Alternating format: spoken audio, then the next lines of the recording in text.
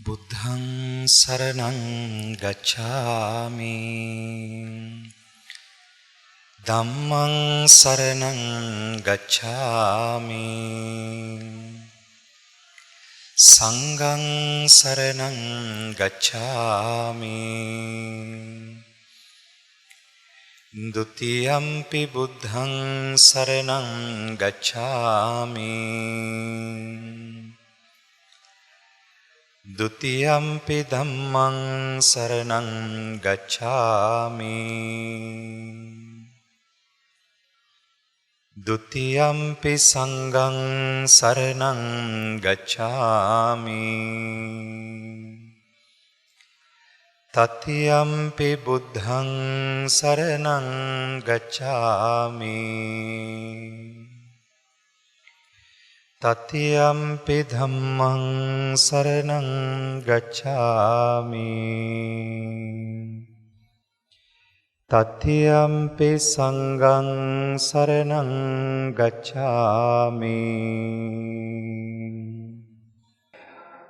पानातिपाता वैरमणि सिक्खापदं समादियामि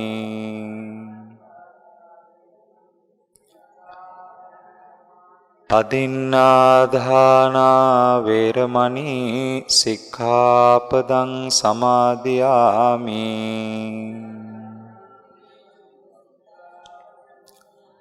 කාමේසු මිච්ඡාචාරා වේරමණී සික්ඛාපදං සමාදියාමි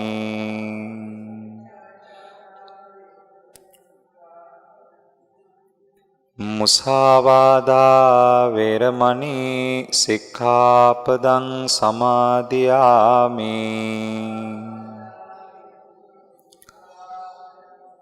සුරාමේරය මජ්ජපමා දට්ඨානා වේරමණී සික්ඛාපදං සමාදියාමි සියලු දෙනාට තෙරුවන් සරණයි විහාරස්ථානයේ වැඩ වාසය කරන අතිගෞරවනීය නායක හිමිපාණන් වහන්සේ වරක් ප්‍රමුඛ මහා සංඝරත්නයන් අවසරයි සද්ධා බුද්ධ සම්පන්න මේ පින්වත් සෑම සිළු දෙනාම මේ උතුම් ධර්ම දානමේ පින්කම හා සහ සම්බන්ධ වෙන මේ මොහොතේදී ඔබ නමින් නැසී මිය පරලොව ගිය සියලු ඥාති හිත මිත්‍රාදීන් මේ මොහොතේ සිහියට නගා ගන්නට සද්ධර්ම ශ්‍රවණාබිලාෂී පින් කැමැති යම්තා පිරිසක් ඇතනම් ඒ සෑම සිළු දෙනාමත් උතුම් ධර්මාබෝධයේ පිණිස ධර්මයේ ශ්‍රවණය කරන යම්තාක් පිරිසක් ඇතනම් ඒ සෑම සිළු දෙනා පෙනෙන නොපෙනෙන ලෝකයන් සිට සහ සම්බන්ධ වන යම්තාක් පිරිසක් ඇතනම් ඒ හැම දෙනා මේ අවස්ථාව හා සහ සම්බන්ධ වෙත්වා කියලා සිත පිහිටවලා අප දේවතා ආරාධනාව සිද්ධ කරන වෙලාවේදී ඔබද සිතින් දෙවියන්ට ආරාධනා කරන්න ධර්ම ශ්‍රවණය කිරීම සඳහා සමන්තා චක්කවාලේසු අත්‍රා ගච්ඡන්තු දේවතා සද්දම්මං මුනි රාජස් සුනන්තු සග්ග මොක්ඛදං ධම්ම ශ්‍රවණ කාලෝ අයං බදන්තා ධම්ම ශ්‍රවණ කාලෝ අයං බදන්තා ධම්ම ශ්‍රවණ කාලෝ අයං බදන්තා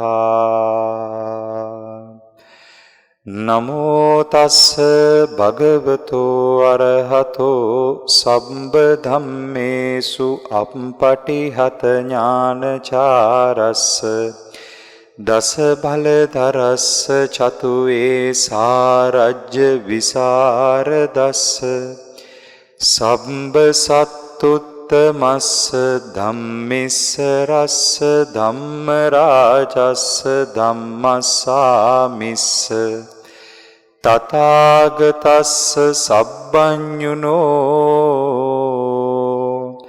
සම්මා සම්බුද්දස්ස නමෝ තස්ස භගවතෝ අරහතෝ සම්බ ධම්මේසු අප්පටිහත ඥානචාරස්ස දස භලධරස්ස චතුවේ සාරජ්‍ය විසරදස්ස සබ්බ සත්තුත්තමස්ස ධම්මිස්ස රස්ස ධම්ම රාජස්ස ධම්මස්සාමිස්ස තථාගතස්ස සබ්බඤුනෝ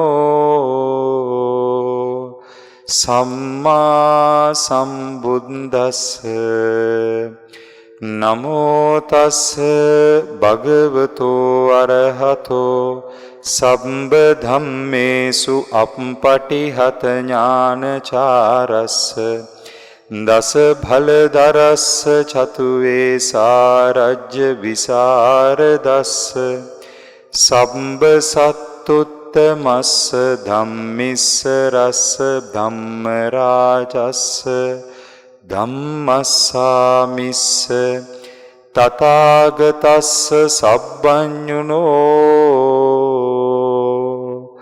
සම්මා සම්බුද්දස්ස සාදු සාදු සාදු. හොඳයි, සියලු දෙනාට තෙරුවන් සරණයි. මේ සවස් කාලේ තම තමන් කරන කාර්ය බහුල වැඩපිළිවෙලෙන් නිදහස් වෙලා මේ විහාරස්ථානයට පැමිණිලා මේ ධර්මශාලාව තුළ මේ අවස්ථාව ධර්ම මණ්ඩපයක් බවට පත් කරගෙන අපි දැන් බලාපොරොත්තු වෙන්නේ උතුම් ධර්ම දානමය පින්කමක් සිද්ධ කරන්නට. පින්වතුනි, අපි ඉපදුණු සෑම කෙනෙක්ම මේ ලෝකයේ තුල ඉපදිලා ඉන්න අපි හැමෝටම අපේ හිත පැත්තෙන් බැලුවොත් අපිට දැනෙන්නේ අපි ගැන දන්නවා කියලා. මේ කියන අත්දැකීම ඕගොල්ලන්ට එදිනදා ජීවිතය තුළ ඇති. මං ධර්ම කාරණාව විග්‍රහ කරගන්නට අවශ්‍ය කරන පරිසරය පෙන්වන්නයි මේ වෙලාව මේ අවස්ථාව ගන්නෙ. ඒක නිසා හොඳින් මේ කාරණාව ශ්‍රවණය කරන්න. ඕගොල්ලෝ අපි හැම කෙනෙක්ටම අපේ හිත පැත්තෙන්, තමන්ගේ පැත්තෙන් බලනකොට අපිට හැම මොහොතකම දැනෙන දෙයක් තමයි මම ගැන මම දන්නවා. මම මගේ තත්ත්වය, නම්බුව, ගරුත්වය, අධ්‍යාපනීය සුදුසුකම් මේ සම්මුතික රාමු ටික සියල්ල ඔස්සේ මගේ හිත පැත්තට මට දැනෙන්නේ ඇත්තටම මං ගැන දන්නවා කියලා. හැබැයි අපි චුට්ටක් යථාර්ථවාදීව මේ කාරණාව තේරුම් ගන්නට චුට්ටක් අපි අපෙන්ම විමසලා බැලුවොත් බෞද්ධයෝ විදිහට ඉපදෙමින් මැරෙමින් යන මේ සංසාරය පිළිබඳව යම්කිසි විශ්වාසයක් ඇති කියලා මම විශ්වාස කරනවා. එහෙම විශ්වාසයක් තිබ්බත් නැතත් මේ ගෙවෙන ජීවන වැඩපිළිවෙල තුළ මගේ හිත පැත්තට මට දැනෙන්නේ මං ගැන දන්නවා කියලා. ඒක ඔය ඇත්තන්ට අත්දැකීම තුළ ඇති කියලා මම විශ්වාස කරනවා. හැබැයි කවුරු හරි ඇහුවොත් ඔබ දැන් ඔය ඉන්න මනුස්ස අත්බැවට නැත්නම් ඔය ඉන්න ජීවිතයට එන්න කලින් කොහේ ඉඳලාද ආවේ කියලා ඒකට දෙන්න දෙන උත්තරේ තමයි ආපු තැනක් දන්නේ නැහැ. ඊට පස්සේ ඊළඟ මොහොතේ හරි තව අවුරුදු 10කින් 20කින් 30කින් 40කින් ඊළඟ මොහොතේ හරි වෙන්න තියෙන මරණය, හෙවත් සම්මුතික මරණය වුණාට පස්සේ කොහේ යයිද කියලා ඇහුවොත් එතකොටත් දෙන්න තියෙන උත්තරේ තමයි දන්නේ නැහැ කියලා. එතකොට චුට්ටක් කල්පනා කරලා බලන්න, මේ කතාව සරලව තේරුම් ගන්න වැඩිය හිත කලබල කරගන්න නැතුව මගේ හිත පැත්තෙන් මට දැනෙන්නේ මං ගැන දන්නවා කියලා. ඒක තමයි අපේ අත්දැකීම. පුංචි කාලේ ඔයගොල්ලන්ට මතක ඇති සෙල්ලම් බඩු වලින් සෙල්ලම් කරන කාලේ යාළුවොත් එක්ක පුංචි ගස්ට නැති කරගන්නවා. ඒ ගස්ට නැති කරගත්තාම කවුරු හරි මට මොන හරි කිව්වොත් මං නිකන් ඉන්නවද? නිකන් ඉන්නේ නැහැ. මට මොකොත් කියන්න එන්න එපා, මාව තරහ කරගන්න එපා කියලා අපිට වෙලා නැද්ද ඒවා? පුංචි කාලේ වෙලා තියෙනවා. ඊට පස්සේ අධ්‍යාපනය ලැබලා ලොකු වෙනකොට, රැකී ආරක්ෂා කරනකොට, ඒ තැන්වල ඉන්නකොට, මිනිසුත් එක්ක එදිනදා කතා බහ කරනකොට ඕගොල්ලන්ගේ ප්‍රායෝගික අත්දැකීම් ඕගොල්ලෝ දන්නවා. ඒ වැඩපිළිවෙලේ ඉන්නකොට කවුරු හරි මට හොඳ දෙයක් හරි නරක දෙයක් හරි කිව්වොත් ඒ හැම මොහොතකම ඒකට අදාළ ප්‍රතිචාරයක් මම මගේ පැත්තෙන් දක්වනවා. මේ අත්දැකීම ඕගොල්ලන්ට තියෙනවා. එතකොට මේ අත්දැකීම තුළ හොඳට බලන්න, සම්මුතිය තුළ අපිට දැනෙන හැඟීම තියෙන්නේ මට මාව හොඳටම මම දන්නවා මං ගැන. කවුරුත් මට මං ගැන කියලා දෙන්න ඕනේ නෑ. තේරුණානේ කියන එක. ඔක හොඳට තේරුම් බේරුම් කරගන්න පුළුවන් ඔයගොල්ලන්ගේ ජීවන අත්දැකීම තුළ. මේ සමාජයේ මිනිසුත් එක්ක ජීවත් වෙන වැඩපිළිවෙල තුළ ඔය අත්දැකීම ඔයගොල්ලන්ට තියෙනවා. හැබැයි පරමාර්ථය තුළ මේක ටිකක් ගැඹුරට හොයාගෙන යන්න ගත්තොත් ආපු තැනක් දන්නේ නැහැ. කොහේ ඉඳලාද ආවේ කියලා දන්නේ නැහැ. යන තැනක් දන්නේ නැහැ. මලාට පස්සේ. එතකොට ටිකක් මේක මධ්‍යස්ත වෙලා මේ කාරණාව ටිකක් විමසලා බැලුවොත් පේන්න තේරෙන්න ගනීවි. ඇත්තටම මම හිතන් හිටියට මං ගැන දන්නවා කියලා මං ගැන දන්නේ නැහැ කියලා. මෙන්න මේක තමයි කෙනෙක්ට බුද්ධ දේශනාව ප්‍රායෝගිකව අවබෝධ කරගන්න තියෙන ප්‍රධානම තැන. බුදුහාමුදුරුවන්ගේ දේශනාව තුළ බුදු පියාණන් වහන්සේ බුදු වෙන්න කලින් ලෝකයේ තියෙන යම්කිසි සැපයි කියලා යම් වැඩපිළිවෙලක් ඇත්නම් ඒ සියල්ල උන්වහන්සේ පරේෂණාත්මකව අත්විඳලා තියෙනවා. මේ සැපයි කියන වැඩපිළිවෙල. ඒක තමයි අපි සාමාන්‍ය සම්මත වචනයෙන් කියනවා කාමයේ අධ්‍යයනය කරන නැත්නම් කාමසුකල්ලිකානුയോഗ වැඩපිළිවෙල කියලා. ඒ සියල්ල පිළිබඳව අධ්‍යයනය කරලා ඒකෙන් මේ වැඩපිළිවෙලෙන් කැමැත්ත ඉෂ්ට වෙන්නේ නැහැ කියලා. මේක තෘප්තිමත් වෙන්නේ නැහැ කියලා තේරිලා තමයි ඔය සම්මතයේ සැපයි කියන සියල්ල අතහැරලා දාලා ගියේ. අතහැරලා දාලා ගිහිල්ලා දෙන්න තියෙන උපරිම දුක් ටික දුන්නා. තමන්ගේ ශරීරයටත් හිතටත් තමන්ට දෙන්න තියෙන උපරිම දුක් ටික දීලා බැලුවා ඒ තුලින් සත්‍ය අවබෝධ වෙයිද කියලා. අවසානයේදී තේරුණා කාමසුකල්ලිකානුയോഗය කියන පැත්තෙන්වත් අත්තකිලමතානුയോഗය කියන පැත්තෙන්වත් මේක තේරුම් ගන්න බෑ. මෙතන මේ දෙකටම එහා ගියපු තැනකින් තමයි ඔය කියන සත්‍ය යථාර්ථය තෝරගන්න තියෙන්නේ කියලා. ඕන් ඔය සත්‍ය තෝරගන්න උන්වහන්සේ සිද්ධ කළා පරේෂණයක්. ඒ පරේෂණයේ තියෙනවා ආර්ය පරේෂණ සූත්‍රය. ඒ වගේම තමයි සම්බෝධ සූත්‍ර ආදී සූත්‍රවල. මෙන්න මේ පරේෂණය තුල උන්වහන්සේ අවබෝධ කළේ ඇත්තටම මේ මම කියන්නේ කවුද කියන එක. ඒ මම කියලා කාරණාව සාංශාරික ප්‍රෞර්ජාව තුල සත්වයා මේ සංසාරයේ සැරිසරමින් යන වැඩපිළිවෙල තුලම සත්වයාට තියෙන ප්‍රශ්නය මොකක්ද කියන එක තමා තුලින්ම ප්‍රත්‍යක්ෂ කළා. ඒකයි උන්වහන්සේ තමන් බුද්ධත්වයට පත් වෙලා තමයි අනුන්ට බුදු වෙන්න පාර කිව්වේ. මොකද්ද බුදු වෙනවා කියන්නේ? සම්මා සම්බුද්ධ ස්වයම්බූ ඥාණයෙන් සර්වඥතා ඥානය සාක්ෂාත් කරලා බුද්ධත්වයට පත්වීම. ඊට පස්සේ ඒ දේශනාව අහලා ඒ දේශනාව අවබෝධ කරලා යමෙක් සංසාරයේ කෙලවර කරනවා නම් අන්න ඒ ඇත්තන්ට අපි කියනවා ශ්‍රාවක බුද්ධ කියලා. එතකොට පරමාර්ථ වශයෙන් ශාසනය අපිට උදව් කරන්නේ බුදු වෙන්න. සම්මා සම්බුද්ධයට පත්වෙච්ච උත්තමයෝ දේශනාවක් පෙන්නනවා ශ්‍රාවක බුද්ධ හේවත් සසර දුක කෙලවර කරන්න මාර්ගය. ආන්ගේ මාර්ගය අවබෝධ කරගන්න යනකොට නාමිකව සම්මතෙන් බෞද්ධ වුණත් නොවුණත් ලෝකේ ජීවත් වෙන ඕන කෙනෙක්ට සත්‍ය කියන්නේ මොකක්ද කියලා හොයනවා නම් ප්‍රශ්න කරනවා නම් ඒක කරන්න තියෙන්නේ පින්වතුනි කා ගැන අවබෝධ කරලාද? තමන් ගැන අවබෝධ කරලා. ඒ නිසා තමයි තමන් ගැන හොයන්න කියන තැන බද්දවග්ගී කුමාරවරුන්ට කරපු දේශනාවේ උන්වහන්සේ පැහැදිලිව කියන්නේ වඩා වැදගත් වන්නේ අනුන් ගැන සෙවීමද තමන් ගැන සෙවීමද කියන තැන. වඩා වැදගත් වන්නේ තමාව අවබෝධ කර ගැනීමයි කියන එක බොහොම පැහැදිලිව අපි තේරුම් ගන්න ඕනේ. හැබැයි ප්‍රායෝගිකව චුට්ටක් බලන්න එදිනෙදා ජීවිතයේ කරන වැඩපිළිවෙල තුළ තමන්ගේ හිත පැත්තෙන් හිත කියන්නෙම මං ගැන දන්නවා. ඕක ටිකක් තේරෙන්න පුංචි කතාවක් කියන්නද? මාත් එක්ක තරහ වෙන්න එපා හරිද? හිතන්න කවුරු හරි ඇවිල්ලා අපිට බයිනවා. මං දන්නවනේ තමුසේ ගැන. තමුසේගේ වැඩ පිළිවෙල මං හොඳට දන්නවා. හිතන්නකෝ බොස් කෙනෙක් අපිට චෝදනා කරනවා කියලා අපි වැඩ කරන තැනක හරි නැත්නම් ගෙදර නෝනා මහත්තයා හරි කවුරු හරි. එතකොට හිත කියන්නේ මොකද්ද? ඔව් මං දන්නවා මං ගැන. ඔයා එන්න ඕනේ මට මං ගැන කියලා දෙන්න. අපිට එහෙම හිතනවද නැද්ද? ඕකේ අත්දැකීමේ නැද්ද ජීවිතේ? තියෙනවද නැද්ද? අත්දැකීමේ ඕඩ තරම් තියෙනවා. එතකොට දැන් මෙන්න මේ අත්දැකීමත් එක්ක හොඳට බැලුවාම තේරෙනවා හිත කියන්නේම හිත පෙන්වන්නෙම මං ගැන දන්නවා කියලා. හැබැයි කෙනෙක් මධ්‍යස්ත වෙලා මේකේ ඇත්තම මොකක්ද කියලා හොයන්න පටන් ගත්තොත් ඒ හොයන්න පටන් ගන්න තියෙන තැනම තියෙන්නේ ඇත්තටම මං ගැන දන්නේ නැහැ කියන එක. ඒක පෙන්වන්න තියෙන තැන තමයි ආපු තැනක් දන්නේ නැහැ. යන තැනක් දන්නේ නැහැ. අවංකව ගත්තොත් ප්‍රායෝගිකව ගත්තොත් මේ අත්බැවේ දැන් අපි හිතමුකෝ මේ අත්බැවේ නිමල් කියලා. නිමල් කියලා මේ අත්බැවේ ඉපදිච්ච මේ කෙනා කලින් ආවේ කොහෙන්ද කියලා දන්නේ නැහැ. මලාට පස්සේ යන්නේ කොහෙද කියලා දන්නේ නැහැ. එතකොට මෙතනින් බොහොම සරලව තේරෙනවා ඇත්තටම මම ගැන දන්නේ නැහැ කියලා. ඉතින් ඔන්න ඔය මමාව හොයාගන්න වැඩපිළිවෙල මමාව තේරුම් ගන්න වැඩපිළිවෙල තමයි තව පැත්තකින් කිව්වොත් ආර්ය පරිශ්‍රණය වෙන්නේ. මෙන්න මේක කරන්න අපිට බුදුහාමුදුරුවෝ විවිධ ආකාරයෙන් උදව් කළා තියෙනවා. ඒක තමයි සද්ධර්මය කියලා කියන්නේ. ඕන් ඔය සද්ධර්මය තේරුම් ගන්න යන කෙනෙක් බොහොම පැහැදිලිව මේ ධර්මතාවයේ දරණ ස්වභාවය තමා තුලින් ධර්මතාවයේ දරණ ස්වභාවය අවබෝධ කරගන්නට ඕනේ. මජ්ක්‍ධිම නිකායේ සත්භාසව සූත්‍රයේ බොහොම ලස්සන කාරණාවක් පෙන්නනවා. සත්පුරුෂ ධර්මය සහ ආර්ය ධර්මය කියලා දෙකක්. සත්පුරුෂ ධර්මය සහ ආර්ය ධර්මය කියලා දෙකක්.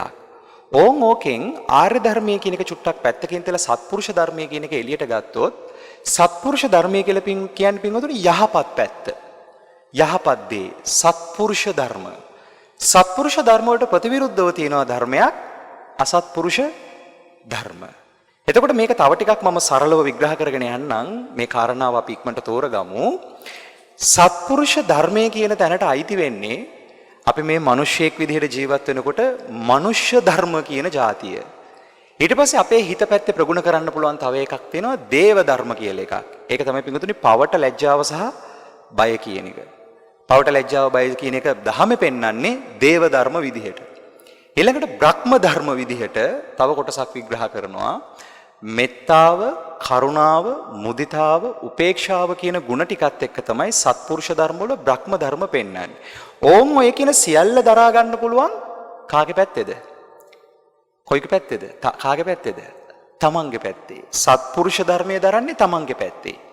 සත්පුරුෂ ධර්මයට ප්‍රතිවිරුද්ධව තියෙනවා අසත්පුරුෂ ධර්ම කියලා එකක්. අසත්පුරුෂ ධර්මයේ දරන්නේ පින්වතුනි ඒත් හිත පැත්තේ අසත්පුරුෂ ධර්ම වලට අයිති වෙන්නේ ත්‍රිසන්, പ്രേත, අසුර, නිරය කියන ගති. ඒ ගති ස්වභාවයන් ටික තමයි මේ කියන දෙපැත්තටම ක්‍රියාත්මක වෙන්නේ. එතකොට ත්‍රිසන්, പ്രേත, අසුර, නිරය කියන සතර අපාගත ගති ටික අයිති වෙන්නේ අසත්පුරුෂ පැත්තට. මනුෂ්‍ය, දේව, බ්‍රහ්ම කියන ධර්ම අයිති වෙන්නේ සත්පුරුෂ පැත්තට. දැන් එහෙනම් සරලව තේරුම් ගන්න ධර්ම කියන වචනේ ඇතුලේ අපි කැඩුවා කුලක දෙකක් සත්පුරුෂ පැත්තයි අසත්පුරුෂ පැත්තයි. මේ සත්පුරුෂ අසත්පුරුෂ කියන දෙපැත්තම තමයි සත්‍යගාව තියෙන වැඩපිළිවෙල. මෙන්න මේ වැඩපිළිවෙල අවබෝධ කරන කෙනා තමයි ආර්ය ධර්මය දකින කෙනා. මේ සියලු ධර්මයන්ගේ ඇත්ත යථාර්ථය මේ ලෝකයේ ඇත්ත යථාර්ථය දකින්නට තමාව අවබෝධ කරගන්න කෙනෙක්, තමන් ගැන හොයන කෙනෙක් ධර්මතාවය දරන විදිහ තේරුම් ගන්න ඕනේ. ධර්මතාවය දරනකොට අසත්පුරුෂ ධර්මය අපිට තේරෙන්න ඕනේ, සත්පුරුෂ ධර්මය තේරෙන්න ඕනේ. ඕම් ඔය කියන ධර්මතා දෙකේම ඇත්ත ඇතිසැටියෙන් අවබෝධ කරගන්න තැන තමයි ආර්ය ධර්මයේ තියෙන්නේ. ආන්ගේ ආර්ය ධර්මයේ තුලින් තමයි කෙනෙක් විමුක්තිය කියන තැනට යන්නේ. නිර්වාණ අවබෝධය කියන එකට යන්නේ. හැබැයි නිර්වාණ අවබෝධයට යන්න ප්‍රතිපදාවක් තියෙනවා. ඒක ඔය අපිට ඕන විදිහට වෙන එකක් නෙමෙයි. ඒ ප්‍රතිපදාව තේරුම් ගන්න තමයි අපි ධර්මය සාකච්ඡා කරන්නේ. සාකච්ඡාය භික්ඛවේ ප්‍රඥා වේදිතබ්බා. හැබැයි ඉතින් මේ වගේ වැඩසටහනකදී ඕගොල්ලෝ මොකද කරන්නේ? දහත් වට්ටියක් මට පූජා කරලා හොඳට වාඩි වෙලා ওই පැත්තෙන් අහගෙන ඉන්නවා. පුළුවන් නම් දේශනාව අවසානයේදී හරි කමන්නේ ප්‍රශ්න කරන්න. එතකොට අපිට මේක සාකච්ඡාවක් විදිහට මම දන්නේ ඕගොල්ලෝ පැයක් එකමාරක් මෙතන වාඩි වෙලා ඉඳලා යන්න වැඩක් දාගෙන ඇවිල්ලා තියෙනවද කියලා. හැබැයි මේ වෙලාවේ ඔළුව නිදහසේ තියාගෙන වැඩක් තියෙනවා නම් අපි තව ටිකකින් දේශනාව අවසන් කරලාට අවසන් කරපු ප්‍රශ්න ගැටලු තියෙනවා නම් ඒවා අපිත් එක්ක සාකච්ඡා කරන්න. මේ වෙලාවේ මෙතන රැඳිලා මේ කියන කාරණාව හොඳට සිහියෙන් තෝරගන්න. අනාගතයේ තියෙන වැඩ ටික දැන් මේ වෙලාවේ ටිකක් අතා වෙන්න. එතකොට මේ හවස් වරුව අපි සාකච්ඡා කරමු මෙන්න මේ ධර්මතාවය තේරුම් ගන්නට අවශ්‍ය කරන කාරණා ටික. එතකොට මම කිව්වා විමුක්තිය කියන තැන නැත්තම් නිර්වාණ අවබෝධය කියනට යන කෙනෙක් ඒකට ඒ අනුපූර්ව ප්‍රතිපදාව තේරුම් ගන්න ඕනේ. බුදුහාමුදුරුවෝ අනුපූර්ව ප්‍රතිපදාවේදී කිව්වේ අසත්පුරුෂ පැත්ත අතහරින්න. සත්පුරුෂ ධර්මයේ හික්මෙන්න. සත්පුරුෂ ධර්මයේ හික්මෙන කෙනා තමයි පින්වතුනි ආර්ය ධර්මය අවබෝධ කරගන්න සුදුසු වෙන්නේ. සබ්බ පාපස්සා කරණං කුසලස්ස උපසම්පදා සචිත්ත පරියෝදපණං ඒතම් බුද්ධාන සාසන. එතකොට මේකේ අසත්පුරුෂ පැත්ත කියලා මම කිව්වේ සුදු පැත්තද කළු පැත්තද? අසත්පුරුෂ පැත්ත කිව්වේ කළු පැත්ත. සත්පුරුෂ පැත්ත කියන්නේ සුදු පැත්ත. දැන් මෙන්න මේ සුදු කළු දෙක තමයි මෙතන තියෙන ප්‍රධානම කාරණාව. හොඳට තෝරගන්න. එතකොට සුදු සහ කළු කියන දෙපැත්තෙන් සුදු පැත්තට අයිති වෙනකොට සත්පුරුෂ ධර්ම, කළු පැත්තට අයිති වෙන්නේ අසත්පුරුෂ ධර්ම. දැන් මේක මම චුට්ටක් විග්‍රහ කරන්න පුංචි කවියක් කියන්නම් හොඳට අහගන්න. මේක පැරණි කවියක්. මම බොහෝ වෙලාවට දේශනාවලදී කියන කවියක්. නමුත් මේ කවිය අර්ථය බොහොම ගැඹුරු නිසායි මේක මතු කරන්නේ මේ වෙලාවේ මේක තේරුම් කරලා දෙන්න. මේකේ තියෙන්නේ අහස බලා අහසම පිරික්සූ පොළව බලා පොළවෙන් වැඩගත්තු අහස පොළව මැද බුදුන මිනිස්සු අපට කිව්වේ හිරු දෙවිඳුගේ මිනිස්සු. මේක පාරම්පරික සිංහලයේ එන බොහොම ගැඹුරු කවියක්. ඕකේ තියෙන්නේ සම්මුතිකාර්ථයෙන් මතු පිට අර්ථයෙන් අහස බලලා අහසම පිරික්සනවා කියලා කියන්නේ ඕගොල්ලෝ අහලා තියෙන පාරම්පරික ඥානවල තියෙන ක්‍රමයක් තමයි කෘෂිකර්මය. ඒ හැම එකදීම මේ අහසේ කලාව නැත්නම් හඳේ කලාව, ඉරේ වෙනස් වීම, වැස්සේ වෙනස් වීම පිළිබඳ පාරම්පරික ගැමිණියන්ට හොඳ ඥානයක් තිබ්බා. ඒක තමයි මේ අහස ගැන තිබිච්ච දැනුම. පොළවත් එක්ක හොඳට ගනුදෙනු කරලා පොළවට වහගහන්නේ නැතුව අටකොටු ක්‍රමයක් එක්ක මේ පොළව සශ්‍රීක කරලා පොළවෙන් හොඳට වැඩ ගත්තා. අහස පොළොව මැද මේගොල්ලෝ ආර්ථික සශ්‍රීකත්වයට පත් වුණා. ඉස්සර අපේ රටට කිව්වේ පෙරදිග ධාන්‍යාගාරය කියලානේ. ඒ කියන්නේ හොඳට කන්න තිබ්බා, අතිරික්තයේ පිටරටත් යවුවා. ඇඟේ ලෙඩ තිබ්බෙත් නෑ. හැබැයි අද අපේ උන්දලට කොහොමද ලෙඩ? අද හරියට කෑමකුත් නෑ, කන්නේ වැඩිපුර වහ. අහස බලා අහසම පිරික්සූ පොළොව බලා පොළොවෙන් වැඩගත්තු අහස පොළොව මැද බුදු වෙලච්ච කට්ටියක් නෙමෙයි. කියන්නේ සශ්‍රීක නෑ. සශ්‍රීක නෑ. දුර්වලයි. අපට කිව්වේ හිරු දෙවිඳුගේ මිනිස්සු. ඉරත් එක්ක නැගිටලා ඉරත් එක්ක නින්දට ගියපු જાතියක්. සූර්යාගේ සූර්ය වංශයේ මිනිස්සු. දැන් ඕක තමයි ඕකේ තියෙන සම්මුතිකාර්ථය. ඒ කියන්නේ අර පාරම්පරිකව තිබිච්ච සශ්‍රීකත්වය මේ ශ්‍රී ලංකාව තුල තිබිච්ච මහා සශ්‍රීකත්වය විග්‍රහ කරන කවියක්. ඕකේ ඔය කිව්වේ මම සම්මුතිකාර්ථය. ඕකේ තියෙනවා පින්වතුනි ලෝකෝත්තර අර්ථයක්, දහම් අර්ථයක්, ධාර්මික අර්ථයක්. අහස බලා අහසම පිරික්සූ කියලා කියන්නේ මෙතනින් අදහස් වෙන්නේ සුගති පැත්ත. දැන් සාමාන්‍යයෙන් දිව්‍ය ලෝකය, හෙවන් එක කිව්වහම අපි බලන්නේ පොළොව පැත්තද උඩ පැත්තද? උඩ බලන්නේ. දිව්‍ය ලෝක තියෙනවා කියලා හිතන් ඉන්නේ ක්‍රිස්තියානියා හිතන් ඉන්නවා දිව්‍ය ලෝකේ තියෙන උඩ පැත්තේ. අපිත් හිතන් ඉන්නවා දිව්‍ය ලෝකේ තියෙන්නේ උඩ කියලා. දැන් දෙයියෝ කියනකොට මතක් වෙන්නේ මෙහෙද බලන්නේ මෙහෙද බලන්නේ? මේ උඩ පැත්ත ගැන කියන්නේ හෙවන් එක ගැන, දිව්‍ය ලෝක ගැන, සුගතිය ගැන මේ කතා කරන්නේ. පොළොව බලා පොළොවෙන් වැඩගත්තු මේ කියන්නේ දුගතිය ගැන. යට පැත්තට, පොළොව පැත්තට. අහස පොළොව මැද බුදුන මිනිස්සු අසත්පුරුෂ ධර්මයක් අවබෝධ කරලා සත්පුරුෂ ධර්මයක් අවබෝධ කළා. මේ දෙකේම ඇත්ත යථාර්ථය අවබෝධ කරලා මධ්‍යම ප්‍රතිපදාවෙන් නිවන් අවබෝධ කළා. සම්මා සම්බුද්ධ පච්චේක බුද්ධ ශ්‍රාවක බුද්ධ. අහස පොළව මැද බුදුන මිනිස්සු අපට කිව්වේ හිරු දෙවිඳුගේ මිනිස්සු. සංයුක්ත නිකායේ සූත්‍රයක් තියෙනවා සූර්ය සූත්‍රය. ආන්ගේ සූර්ය සූත්‍රය කියනවා තථාගතයන් වහන්සේ සද්ධර්මය උපමා කරනවා සූර්යයාට. දැන් මේක තෝරගන්න ඕනේ. එක්තරා වෙලාවක බුදු පියාණන් වහන්සේ භික්ෂුන් වහන්සේලාගෙන් අහනවා මහණෙනි මේ ලෝකේ අන්ධකාරම ස්ථානය මොකක්ද කියලා. එතකොට උන්වහන්සේලා කියනවා ලෝකේ අන්ධකාරම ස්ථානය ලෝකුඹු නරකය කියලා. මහණෙනි ඒ අන්ධකාරයටත් වැඩිය කෑලි කැපෙන ඒ අන්ධකාරයටත් වැඩිය අන්ධකාර වූවක් ඇතයි මම කියමි. ඒ මොකද්ද බුදුහාමුදුරනේ? සත්‍යයේ අවිද්‍යා අන්ධකාරය. ඒ කියන්නේ මේ සත්‍යය සංසාරය ගැන නොදන්නාකම. යථාර්ථය ඇත්ත ඇතිසැටියෙන් නොදන්නාකම තමයි සියලු අන්ධකාරයන් පරදරවන වැඩපිළිවෙල. ආන්ගේ සියලු අන්ධකාරය හෙවත් අවිද්‍යා අන්ධකාරය නැත්තම් අඥාන කමින් නිදහස් වෙන්න ප්‍රඥාව පහළ කරගන්න තියෙන ක්‍රමය තමයි කල්යාණ මිත්‍ර සම්පත්තිය සද්ධම්ම ශ්‍රවණය. එතකොට ඒ කල්යාණ මිත්‍ර වැටේ කෙලවරේම ඉන්නේ බුදුහාමුදුරුවෝ. උන්වහන්සේගේ ඇවෑමෙන් පස්සේ අපිට කිව්වේ උන්වහන්සේගේ මොකක් ගුරු කරගන්න කියලාද? ඔය බණහල තියෙන කට්ටිය මට උත්තර දෙන්න. කාව ගුරු කරගන්න කියලාද? පුද්ගලයෙක් ගුරු කරගන්න කියලාද? ධර්මයේ ගුරු කරගන්න කියලා. ධර්මයේ ගුරු කරගන්න කියලා. ආන්ගේ ධර්මය හරියට අවබෝධ කරගන්නකොට තමයි ඔය කියන ප්‍රඥා ආලෝකය පහළ වෙන්නේ. ප්‍රඥා ආලෝකය පහළ වෙනකොට තමයි අවිද්‍යා අන්ධකාරය කරවල කාමරයක් තියෙනවා කියලා හිතන්න. ඒ කරුවල කාමරය හොඳටම අන්ධකාරයි. අපි ඒ අන්ධකාරය පළවා හරින්න ගල් ගහනවා, පොළු ගහනවා, කෑ ගහනවා, හූ කියනවා. ඔය මොන දේ කළත් අර අන්ධකාරය පළවා හරින්න පුළුවන්ද? පුළුවන්ද? බෑ. මොකක් කරන්න ඕනේද? පහනක් පත්තු කරන්න ඕනේ. ඒ පහන පත්තු කරනකොට මොකද වෙන්නේ? ඒ පහනේ දීප්තියත් එක්ක අර අන්ධකාරය ඒ වගේ තමයි ශාසන අවබෝධයට පත් වෙනවා කියලා කියන්නේ, ආර්ය ධර්මය අවබෝධ කරගන්නවා කියලා කියන්නේ අර අන්ධකාරය පළවා හැරීම. දැන් අන්ධකාරය පළවා හරින්න බුදුහාමුදුරුවෝ අනුපූර්ව ප්‍රතිපදාවක් දේශනා කරනවා. ඒකේ පෙන්නනවා අසත්පුරුෂ පැත්ත අතහරින්න, සත්පුරුෂ ගුණය වඩන්න. සත්පුරුෂ ධර්මයේ හික්මෙන කෙනා අර කියන විමුක්තිය අවබෝධ කරගන්නවා. මේක තේරුම් ගන්න අපි චූටි කතාවක් කියන්නම්. හොඳට අහගන්න. දැන් මේ සත්පුරුෂ ධර්මයක් අසත්පුරුෂ ධර්මයක් දරන්නේ මනස. මනෝපුබ්බංගමා ධම්මා මනෝසෙට්ඨා මනෝමය. මනසාචේ පදුට්ඨේන භාසතිවා කරෝතියා.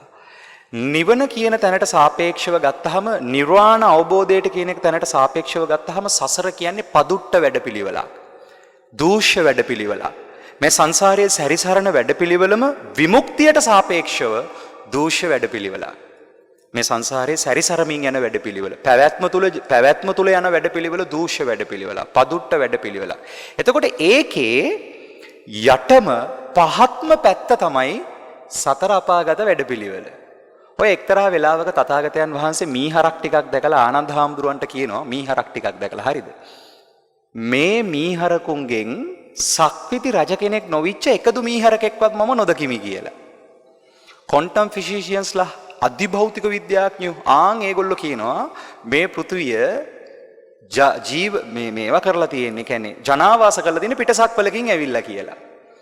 ඉතින් ඔය කතාව ඊට වැඩිය ගොඩාක් ලස්සනට බුදුහාමුදුරුවෝ දීඝනිකායේ අග්ගඤ්ඤ සූත්‍රය කියනවා, ආබස්සර බ්‍රහ්ම ලෝකේ ඉඳලා බ්‍රහ්ම කායික පිරිසක් ඇවිල්ලා මේ රස පෘථුවියට බැඳිලා මේකත් එක්ක පරිණාමය වුණා කියලා ඒක කල්ප විග්‍රහයක් තියෙනවා. දැන් මම ඒක විචාර විග්‍රහ කරන්න යන්නේ නැහැ. ඒක විග්‍රහ කරගන්නවා නම් තව පැය 4-5ක්වත් මේක කියන්න වෙනවා.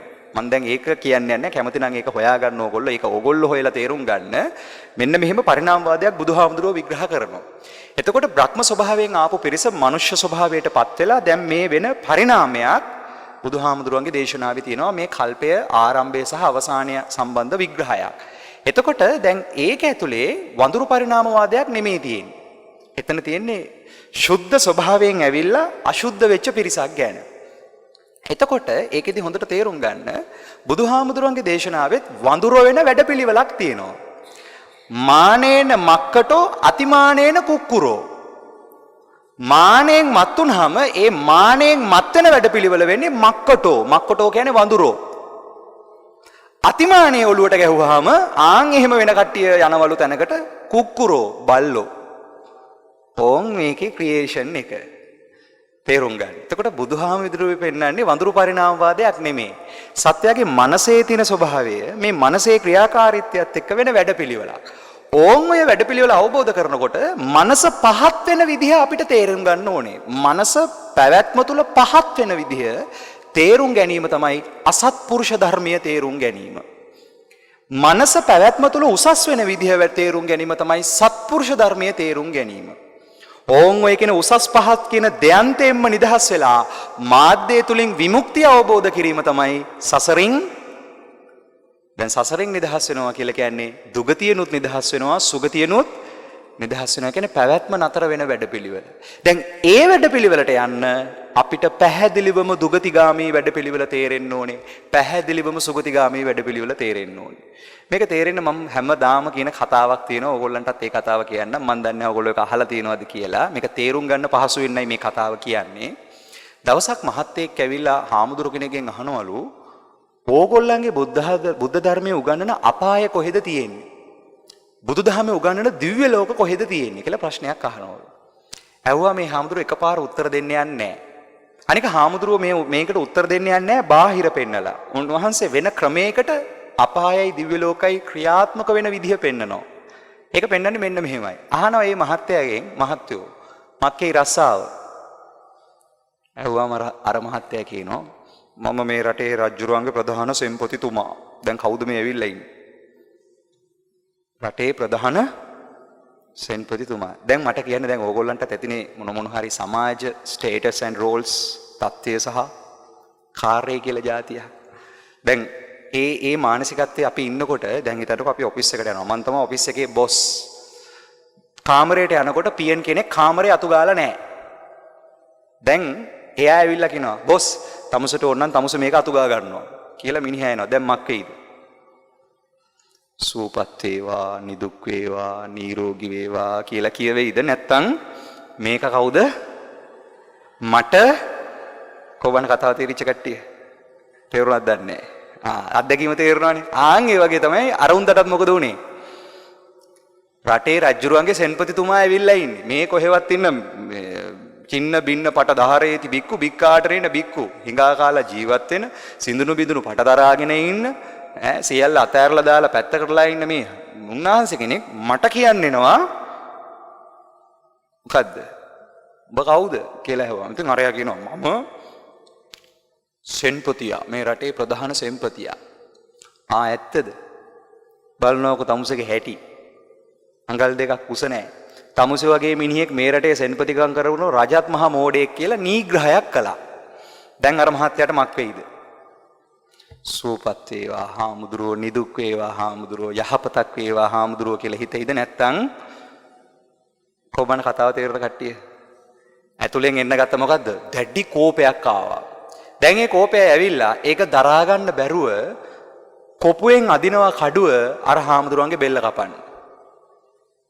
එතකොට අර හාමුදුරුවෝ යාව නවත්තලා කියනවා හෝ වටේ පිටේ කට්ටිය එකතු කරලා කියනවා ඕගොල්ලන්ට දැන් මේ මහත්තයා ඉස්සලා ප්‍රශ්නයක් ඇහුනේ අපාය කොහෙද තියෙන්නේ කියලා. ඕගොල්ලන්ට අපායේ ස්වභාවය බලා ගන්න ඕන නම් මෙන්න මේ උන්දගේ මූණ දිහා බලන්න කියලා කිව්වා. දැන් අපාය පහළ වුණේ කොයි පැත්තේද? හිත කෙලෙසුනේ දූෂ්‍ය වුණේ මොන පැත්තේද? කාගේ පැත්තේද? තමන්ගේ පැත්තේ.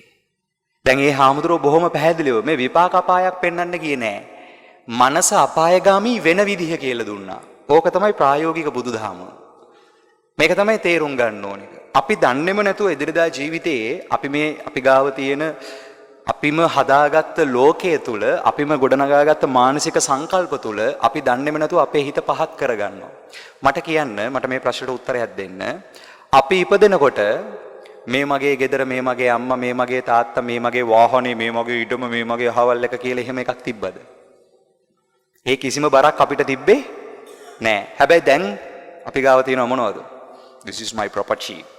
මේක තමයි මගේ ඉඩම, මේක තමයි මගේ කාර් එක, මේක තමයි මගේ ගෙදර. එනවද නැද්ද ඇතුලේ? මං කියන එක තේරෙනවද? දැන් ඒක හදාගත්තේ කොහොමද අපි? අපි ඉපදෙනකොට අපිට ඔය කිසි බරක් තිබ්බේ නෑ. හැබැයි ඉපදෙනකොට අපි ගාව පොඩි මේකක් තිබ්බා. මොකක්ද දන්නවද? ඔය පුංචි පුතෙක්ට, අලුත ඉපදිච්ච පුංචි පුතෙක්ට මෙන්න මෙහෙම ඇඟිල්ල දෙන්න පොඩ්ඩක්. දුන්න ගමන් මොකද කරන්නේ? කරනවද? ඒ ගතිය අපි සසරේ ගේන එක. අල්ලා ගන්න තියෙන කැමැත්ත. දැන් ඔන්න ඕකත් එක්ක තමයි අපි හදාගන්න සියලුම මමත්වයේ රාමු ටික හදාගන්නේ. දැන් ඒක ඇතුලේ තමයි විඳවන්නේ. හැබැයි ඕක හදාගන්නේ විඳවන්න නෙමෙයි. හදාගන්නේ සැප විඳින්නේ. හැබැයි ඔය මමාට මොන හරි කිව්වොත් මනස මොකද වෙන්නේ? තේරුණාද දන්නේ නැහැ කියන එක. ඔයගොල්ලෝ හැමෝම දන්නව නේද මේ කවුද අපේ ධර්මාශෝක රජුරෝ ගොඩක් පිංකම් කරපු කෙනෙක්. හරි හොඳ කෙනෙක් ධර්මාශෝක රජුරෝ. හැබැයි ධර්මාශෝක රජුරෝ Tamanට ධර්මය කොච්චර ඇහුණත් ඒක ප්‍රායෝගිකව බැලුවේ නැහැ. ප්‍රායෝගිකව ඒක ක්‍රියාත්මක කළේ නැහැ. තමා තුලින් ධහම දකින්න උත්සාහවන්ත වුණේ නැහැ. හැබැයි පිංකම් ටික කරගෙන ඒ වැඩ ටික කරගෙන හිටියා. දැන් ධර්මාශෝක රජුරන්ගේ මරණ මංචකය ගැන පොඩ්ඩක් කතා කරමු අපි. එයා මැරෙන වෙලාවේ මැරෙන්න කලින් කියන්නේ සිංහාසනාරූඪ වෙන්නේ එකපාර මැරෙන්නේ. ඔයගොල්ලෝ දැකලා ඇති සමහරවල්ලාට YouTube එකේ වීඩියෝ තියෙනවා. මිනිස්සු මේ හොඳට ගස් ගල් වගේ ඉඳලා එක පාටම මැරිලා වැටෙනවා. ඒක තමයි මේකේ ස්වභාවය. සම්මුතික මරණය ඒක එනකොට අපි ඉන්න තත්ත්වය, ගරුත්වය, නම්බුව එකක්වත් අදාළ නැහැ ඒක එනකොට. දැන් ධර්මාශෝක රජුරෝ සිංහාසනේ වාඩිලා ඉන්නකොට පිටිපස්සෙන් සේවිකාවක් පවන් සලසලා ඉන්නවා. සේවිකාවට නිින්ද ගිහිල්ලා අර වල් විදුනාව නැත්තම් තල්ලත් ඇවිල්ලා මේ රජුරන්ගේ මූණේ වැදුනා. මූණේ වැදුනහම රජුරවන්ට මොකද උනේ? සේවිකාව සුවපත් වේවා, නිදුක් වේවා, නිරෝගී වේවා කියලා හිතුන්නේ නැහැ. හොඳටම ඇතුලෙන් තරහව. ඒ තරහ යනවත් එක්කම රජුරෝ මැරෙනවා. මොකක් හරි heart attack එකක් හරි මොකක් හරි ඇවිල්ලා. ධර්මයේ තියෙනවා රජා ගිහිල්ලා ඉපදුනා කියලා කියන්නේ පිඹුරෙක් වෙලා. පිඹුරු අත්බැවකට තමයි ගියා කියලා කියන්නේ. දැන් මනස පහත් වෙච්ච ගමන් යන්නේ කොයි පැත්තටද? ඇදෙන්නේ ගතිය තියෙන්නේ මොන පැත්තටද දැන්? උඩ පැත්තටද යට පැත්තටද? යට පැත්තට. දැන් එතකොට තෝරගන්න අසත්පුරුෂ ධර්මයේ අඳුනා ගන්න නැති තාක්කල් ලෝභ, දෝෂ, මෝහ සිතුවිලි මුල් කරගෙන පහත් සිතුවිලි මුල් කරගෙන අපි දන්නේම නැතුව පින්වතුනි අපේ මානසිකත්වයේ බර වෙන්නේ කොයි පැත්තටද?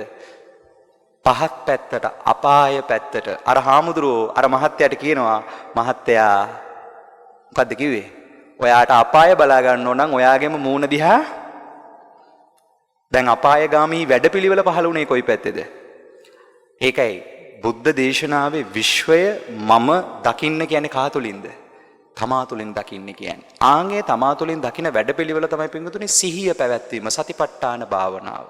දැන් ඕක කරන්න අපිට පැහැදිලි නිර්වෘල් අවබෝධයක් තියෙන්න ඕනේ. මොකද්ද? සත්පුරුෂ ධර්මයේ සහ අසත්පුරුෂ ධර්මයේ පිළිබඳව. දැන් හිතේ සාමාන්‍ය ස්වභාවය තමයි ලෝක සත්‍යය මේ පැවැත්ම තුල ක්‍රියාත්මක වෙන වැඩපිළිවෙල තුල හිත බර වෙන්නෙම ඉහළ පැත්තටද පහත් පැත්තටද? දැන් මේ වගේ වෙලාවක හිත දැන් බුද්ධ පූජාව තිබ්බා, තේවාව තිබ්බා, ගෞරව කළා. හිත දැන් බරයිද සැහැල්ලුයිද? හිත හරි සැහැල්ලුයි. දැන් වාහනේට නැගලා ගෙදර යනකොට ත්‍රිවිල් එකක මහත්තයෙක් පොඩි වෙට්ටුවක් දාලා යනවා. බැම්මක් වෙයි. කොවන කතාව තේරෙන කට්ටිය. පැහැදිලිද කියන එක? දැන් ඒක තමයි අපේ මනස සැහැල්ලු වෙන්න බර වෙන්න ඒ දෙපැත්තෙම වැඩ කරන ක්‍රියාවලියක් අපි ගාව තියෙනවා. මෙන්න මේක ප්‍රායෝගිකව තේරුම් ගැනීම තමයි බුදුදහමේ තියෙන ප්‍රායෝගික වැඩපිළිවෙල. ආන් ඒක තේරුම් ගන්නකොට ආන් අර මහත්තයාට කිව්වා අපාය වැඩපිළිවෙල තියෙන කාගාවද? තමන් ගාව. ඊට පස්සේ ඒක මහත්තයාට ඒක තේරුණා. හාමුදුරනේ ඕ නේද? ප්‍රශ්නයක් තියෙනවා මෙතන මං ගාව. ඒක විසඳ ගන්න ඕනේ. ආන් ඒක කියනකොටම හිත සැහැල්ලු වෙන්න ගත්තා. එයාගේ මූණට හිනාවක් ආවා. ඒ කතාව යාට තේරෙන්න ගත්තා. මෙහෙම අවුලක් මංගාව වෙනවා කියන එක අඳුන ගන්න ගත්තා. ඒක අඳුන ගන්න පටන් ගන්නකොට හිතේ බර අඩු වෙලා සැහැල්ලු වෙන්න ගන්නකොටම අර හාමුදුරුවෝ කියනවා ඕගොල්ලන්ට දිව්‍ය ලෝකේ ස්වභාවය බලන්න ඕන නම් මෙන්න මේ මහත්ය දිහා දැන් බලන්න කියලා. කොබන කතාව තේරිච්ච කට්ටිය. දැන් අපි අර කවියට යන්. අහස බලා අහසම පිරික්සු මේ කියන්නේ ඔය නාසයක කරනවා වගේ මේ සඳහිරු තාරකා ග්‍රහලෝක හොයපු එක නෙමෙයි. හරිද? අද නාසයක දැන් අර රෝහිතස්ස සූත්‍රයේ රෝහිතස්ස දෙවියා යනවනේ මේ විශ්වයේ කෙලවර හොයාගෙන. කෙලවර හොයාගෙන ගිහිල්ලා ඇවිල්ලා කියනවා මට කෙලවර හොයාගන්න බැරුව මම මේ විශ්වයේ අවකාශ ලෝකේ අතරමං වුණා. දැන් ඔය අපේ ඉන්න අද මේ ලෝකයේ දියුණුවයි කියන බුද්ධිමත් කියන සියලුම જાතීන් try කරන්නේ මොකක් හොයන්නේද? තමන් ගැන හොයන ස්පිරිචුවල් පැත්තේ යන වැඩපිළිවෙලටද නැත්නම් දැන් මේක ඉන්නකම් මේක කාලා මේක විනාශ කරලා දැන් try කරනවා අඟහරු වලට යන්න. කොබන කතාව තේරෙන කට්ටිය. වෙන planet හොයනවා. ඇයි ඒ? තේරුණාද දන්නේ නැහැ කියන එක. දැන් මානසිකත්වයේ තුල මිනිස්සුන්ගේ වැඩ කරන්නේ පරේෂණාත්මක මානසිකත්වයක් තුල. ඒ කියන්නේ බාහිර විශ්වයේ හොයන්න යන මානසිකත්වයේ තුල විශ්වයේ කෙලවර හොයන්න. බුදුහාමුදුරුවෝ කිව්වේ විශ්වයේ කෙලවර හොයලා උන්ක ඉවර කරන්න බෑ. ඒ සියල්ලෙන් ප්‍රත්‍යක්ෂ කරපු ලෝකවිදූ ගුණය පූර්ණ වෙච්ච බුදුහාමුදුරුවෝ කියනවා උඹලට විශ්වය අවබෝධ කරගන්න ඕන නම් ඔය පැත්ත බලන්න එපා මොන පැත්ත බලන්න කියලා කියනවාද? ඒක තමයි මිනිස්සෙක් විදිහට කරගන්න පුළුවන් හොඳම වැඩේ. හැබැයි හොඳට බලන්න හිත කැමති තමන්ගේ පැත්ත බලන්නද නැත්නම් බාහිර පැත්තේ දේවල් හොයන්නද? තේරෙන්න පුංචි උදාහරණයක් කියන්න. අද ගෙදර ගිහිල්ලා රෑ හරි උදේ හරි හෙට ගේ ඉස්සරහට වෙලා අහස දිහා බලාගෙන මොම් පොඩ්ඩක් ගැනගෙන ඉන්න. ටිකක් වෙලා යනකොට එහා ගෙදර ඉන්නවා මිසිස් පෙරේරා හරි කවුරු හරි ඉන්නවා ළඟට මොනවද බලන්නේ? මොනවද අහනවද නැද්ද? කොබන කතාව තේරිච්ච කට්ටිය. හිත කැමතිම අනුන්ගේව හොයන්න. දැන් මේ ඇහැ කන නහය දිව ශරීරය කියන මේ ටික හදාගෙන ඇවිල්ලා තියෙන්නෙම ආධ්‍යාත්මිකව තමන්ව විමසන්න නෙමෙයි. මේ බාහිර ලෝකෙන් අරමුණු ගන්න. මේක තමයි සංසාරේ යන ගමනේ අපිට ලැබිලා තියෙන ස්වභාවය. මේක හදාගෙන ඇවිල්ලා තියෙන්නේ මොනව හොයන්නද? ලෝකේ වැඩිපුරම තියෙන්නේ මොන සයිට්ද? ඉන්ටර්නෙට් එකේ ගොසිප් සයිට්. ඇයි ඒ? තේරුණාද දන්නේ නැහැ. මිනිස්සුන්ගේ ගතියම තියෙන්නේ මොනව හොයන්නද? අනුන්ගේ කුණු හොයන්න. බුදුහාමුදුරුවෝ කෝ අනුන්ගේ කුණු හොයන එක පැත්තකට දාලා මොකාගේ කුණු හොයන්න කියලාද? තමන්ගේ කුණු හොයන්න පටන් ගන්න එක ලේසි නෑ. ඇයි අසත්පුරුෂ ධර්මය දන්නේම නැතුව බලවත් වෙලා හිත වැඩ කරන්නෙම දැන් තමන් ගැන හොයන්න පටන් ගන්නකොට තමයි පින්වතුනි තේරෙන්න ගන්නේ මේ ධර්මතාවය දරණ ස්වභාවය. තමන් මේ ධර්මතාවය දරණ ස්වභාවය. ඒක තමයි සත්වයාට දුක කෙලවර කිරීම, ඥානය පහළ කර ගැනීම පිණිස, සංසාර විමුක්තිය සාක්ෂාත් කර ගැනීම පිණිසට මම ඒකායන මාර්ගය දේශනා කරමි. ඒ තමයි සතිපට්ඨානය නැත්තම් සිහිය පැවැත්වීම. දැන් සිහිය පවත්තලා හොයන්න තියෙන්නේ කවුරු ගැනද? කාගේ හිත ගැනද? තමන්ගේ හිත අවබෝධ කරන්න පටන් ගන්නකොට නිවනට සාපේක්ෂව සසර කියන වැඩපිළිවෙල කියලා කියන්නේ නිවන කියන්නේ සුද්ධ යහපත් වැඩපිළිවෙල නම් සසර කියලා කියන්නේ අශුද්ධ අයහපත් වැඩපිළිවෙල. මේ මානසිකත්වයේ සංසාරයට දූෂ්‍ය වෙලා තියෙන විදිහ අවබෝධ කරගන්න කෙනෙක් ඒ වැඩපිළිවෙලේ පහත් පැත්ත දකිනවා. පහත් පැත්ත තමයි සතර අපාගත වැඩපිළිවෙල. ඒකේ උසස් පැත්ත තමයි මොකද්ද? මනුෂ්‍ය දේව බ්‍රහ්ම සුගතිගාමී වැඩපිළිවෙල. එතකොට නිවන් දකින්නවා කියලා කියන්නේ මේ සත්පුරුෂ ධර්මයේ අසත්පුරුෂ ධර්මයේ ඇත්තත් සත්පුරුෂ ධර්මයේ ඇත්තත් මේ කියන දෙපැත්තම යථාර්ථය අවබෝධ කරලා සබ්බේ ධම්මා අනාත්තාති යදා පඤ්ඤාය පස්සති අතනිබ්බින්දති දුක්ඛේ සමග්ගෝ විසුද්ධිය. මේ කියන සමස්ත වැඩපිළිවෙලේම දුක අවබෝධ කරලා එතනින් නිදහස් වෙන වැඩපිළිවෙල තමයි නිවන් අවබෝධය. විමුක්තියට යන්න අපි පැහැදිලිවම මෙන්න මේ කියන ධර්මතා දෙක තේරුම් බේරුම් කරගන්න ඕනේ. ඒක තේරුම් බේරුම් කරගන්නකොට දැන් ධර්මතාවය දරන්නේ කාගේ මනසත් එක්කද? තමන්ගේ පැත්තත් එක්ක. තමන්ගේ පැත්තෙන් මේක දරනවා කියලා තේරුම් ගන්න කෙනෙක් අසත්පුරුෂ පැත්ත හෙවත් ලෝභ දෝෂ මෝහ සිතුවිලි මුල් කරගෙන හිත බර වෙන විදිහත් බොහොම පැහැදිලිව මුලින් තේරුම් ගන්නවා. ඒක තේරුම් අරගන්නකොට එයාගව වැඩෙන්න ගන්නවා මේ අවබෝධයට යන්න අවශ්‍යතාවය නම් තියෙන්නේ අලෝභ අදෝස අමෝහ කියන ගුණය. අලෝභ අදෝස අමෝහ කියන්නේ සත්පුරුෂ ධර්මය. සත්පුරුෂ ධර්මයේ තියෙනවා මනුෂ්‍ය ධර්ම, දේව ධර්ම, බ්‍රහ්ම ධර්ම කියලා જાතියක්. මම ඉස්සෙල්ලා කිව්වා. සතර අපාගත සහ ඒ පැත්තට අදාළව තියෙන අසත්පුරුෂ ධර්ම, සත්පුරුෂ ධර්මයේනේ මනුෂ්‍ය දේව බ්‍රහ්ම. මම මේ මනුෂ්‍යත්වය කියන එක චුට්ටක් පෙන්눔 කරන්න. ඒ කියන්නේ මනුෂ්‍ය ධර්මයේ තියෙන ගැඹුර සහ මනුෂ්‍යත්වයේ කියන ධර්මයේ තියෙන උසස්භාවය පෙන්눔 කරන්න පුංචි උදාහරණ කතාවක් කියන්නම්. හොඳට අහගන්න. මේක පිටරටක වෙච්ච සිද්ධියක් අහගන්න. දවසක් ඔය එක්තරා රටක වඩදියබාදිය ඇති වෙන කාලෙක තාරකා මාළු කියලා જાතියක් වෙරළට ගොඩ ගැහුවලු. මෙන්න මේ තාරකා මාළු ටික වෙරළට ගොඩ ගැහුවට පස්සේ එක ළමයෙක් ගිහිලා ලක්ෂ ගාණක් මාළු හරිද? එක ළමයෙක් ගිහිලා දැන් වෙරළේ මේ අර වතුර මිශ්‍ර වෙච්ච මඩ ස්වභාවයක් තියෙනවා. මේකේ දැන් මාළු ගොඩාක් ඉන්නවා. ඈත දැන් මුහුද වඩදිය බාදිය ප්‍රශ්නේ නිසා. මෙයා ගිහිල්ලා එක මාළුවා ගානේ අරගෙන එකින් එක අරගෙන ඒ මාළුන්ව ඈත මුහුදට විසි කරනවලු. මාළුවෙක් ගන්නවා ඈත මුහුදට විසි කරනවලු. මාළුවෙක් ගන්නවා ඈත මුහුදට විසි කරනවලු. මෙහෙන් පොර ඉන්නකොට මේක බලාගෙන ඉන්න මිනිස්සෙක් ඇවිල්ලා අහනවලු, අනේ මෝඩයෝ, මෙතන මේ ලක්ෂ ගාණක් මාළු ඉන්නවා. උඹ කොහොමද මේ මාළු ඔක්කොගෙම ජීවිතේ බේරන්නේ? එතකොට අර මහත්තයා අර දරුවා මාළුවෙක් මෙහෙම අහුලගෙන ඈතට විසි කරන ගමන් කියනවා, "ඕ මං ඒකගේ ජීවිතේ බේරුවා" කියලා. කොබන කතාව තේරිච්ච කට්ටිය. ඔන්න මනුෂ්‍ය ධර්මයේ ස්වභාවය. තව ටිකක් මේක තේරෙන කතාවක් කියන්නම්. මේ මනුෂ්‍යත්වය කියන තැන අපි තේරුම් ගන්න ඕනේ පින්වතුනි. නැත්තම් අපිට සද්ධර්මය අවබෝධ කරන්න බෑ. මේ මනුෂ්‍ය ධර්මය කියන උසස් ධර්මයේ තියෙන වටිනාකම අපිට තේරෙන්න ඕනේ. තව කතාවක් කියන්නම් මේක තේරුම් වෙන්න. හොඳට අහගන්න. දවසක් ස්වාමීන් වහන්සේලා දෙනමක් වතුරේ බැහැලා මේ රේදි උන්වහන්සේලාගේ සිවුරු සෝදමින් ඉන්නකොට ගෝනුස්සෙක් ඉවුරක් දිගේ දුවගෙන ඇවිල්ලා මේක වැටෙනවා වතුරට. වැටුනහම ස්වාමීන් වහන්සේ කෙනෙක් මොකද කරන්නේ? අර ගෝනුස්සව අල්ලලා ඉවර වෙලා උඩින් තියෙනවා. තියෙනකොටම ඒ ගෝනුස්සා මේ ස්වාමීන් වහන්සේගේ අතට දෂ්ට කළා. දෂ්ට කළාට පස්සේ උන්වහන්සේ කල්පනා කරනවා ගිහිල්ලා බෙහෙත් ටිකක් කරගන්නවා. දැන් කරන්න දෙයක් නැහැ, කෑවා කමක් නැහැ කියලා ආයි සිවුරු ටික හොදනකොට ගෝනුස්ස ගිහිල්ලා වටයක් කැරකෙලා ආයි ඇවිල්ලා ඉවුර දිගේ ඇවිල්ලා වැටුණා වතුරට. වැටුණාට පස්සේ අර හාමුදුරුවෝ ආයි මොකද කරන්නේ? ආයි අර ගෝනුස්ස අල්ලලා උඩින් තිබ්බා.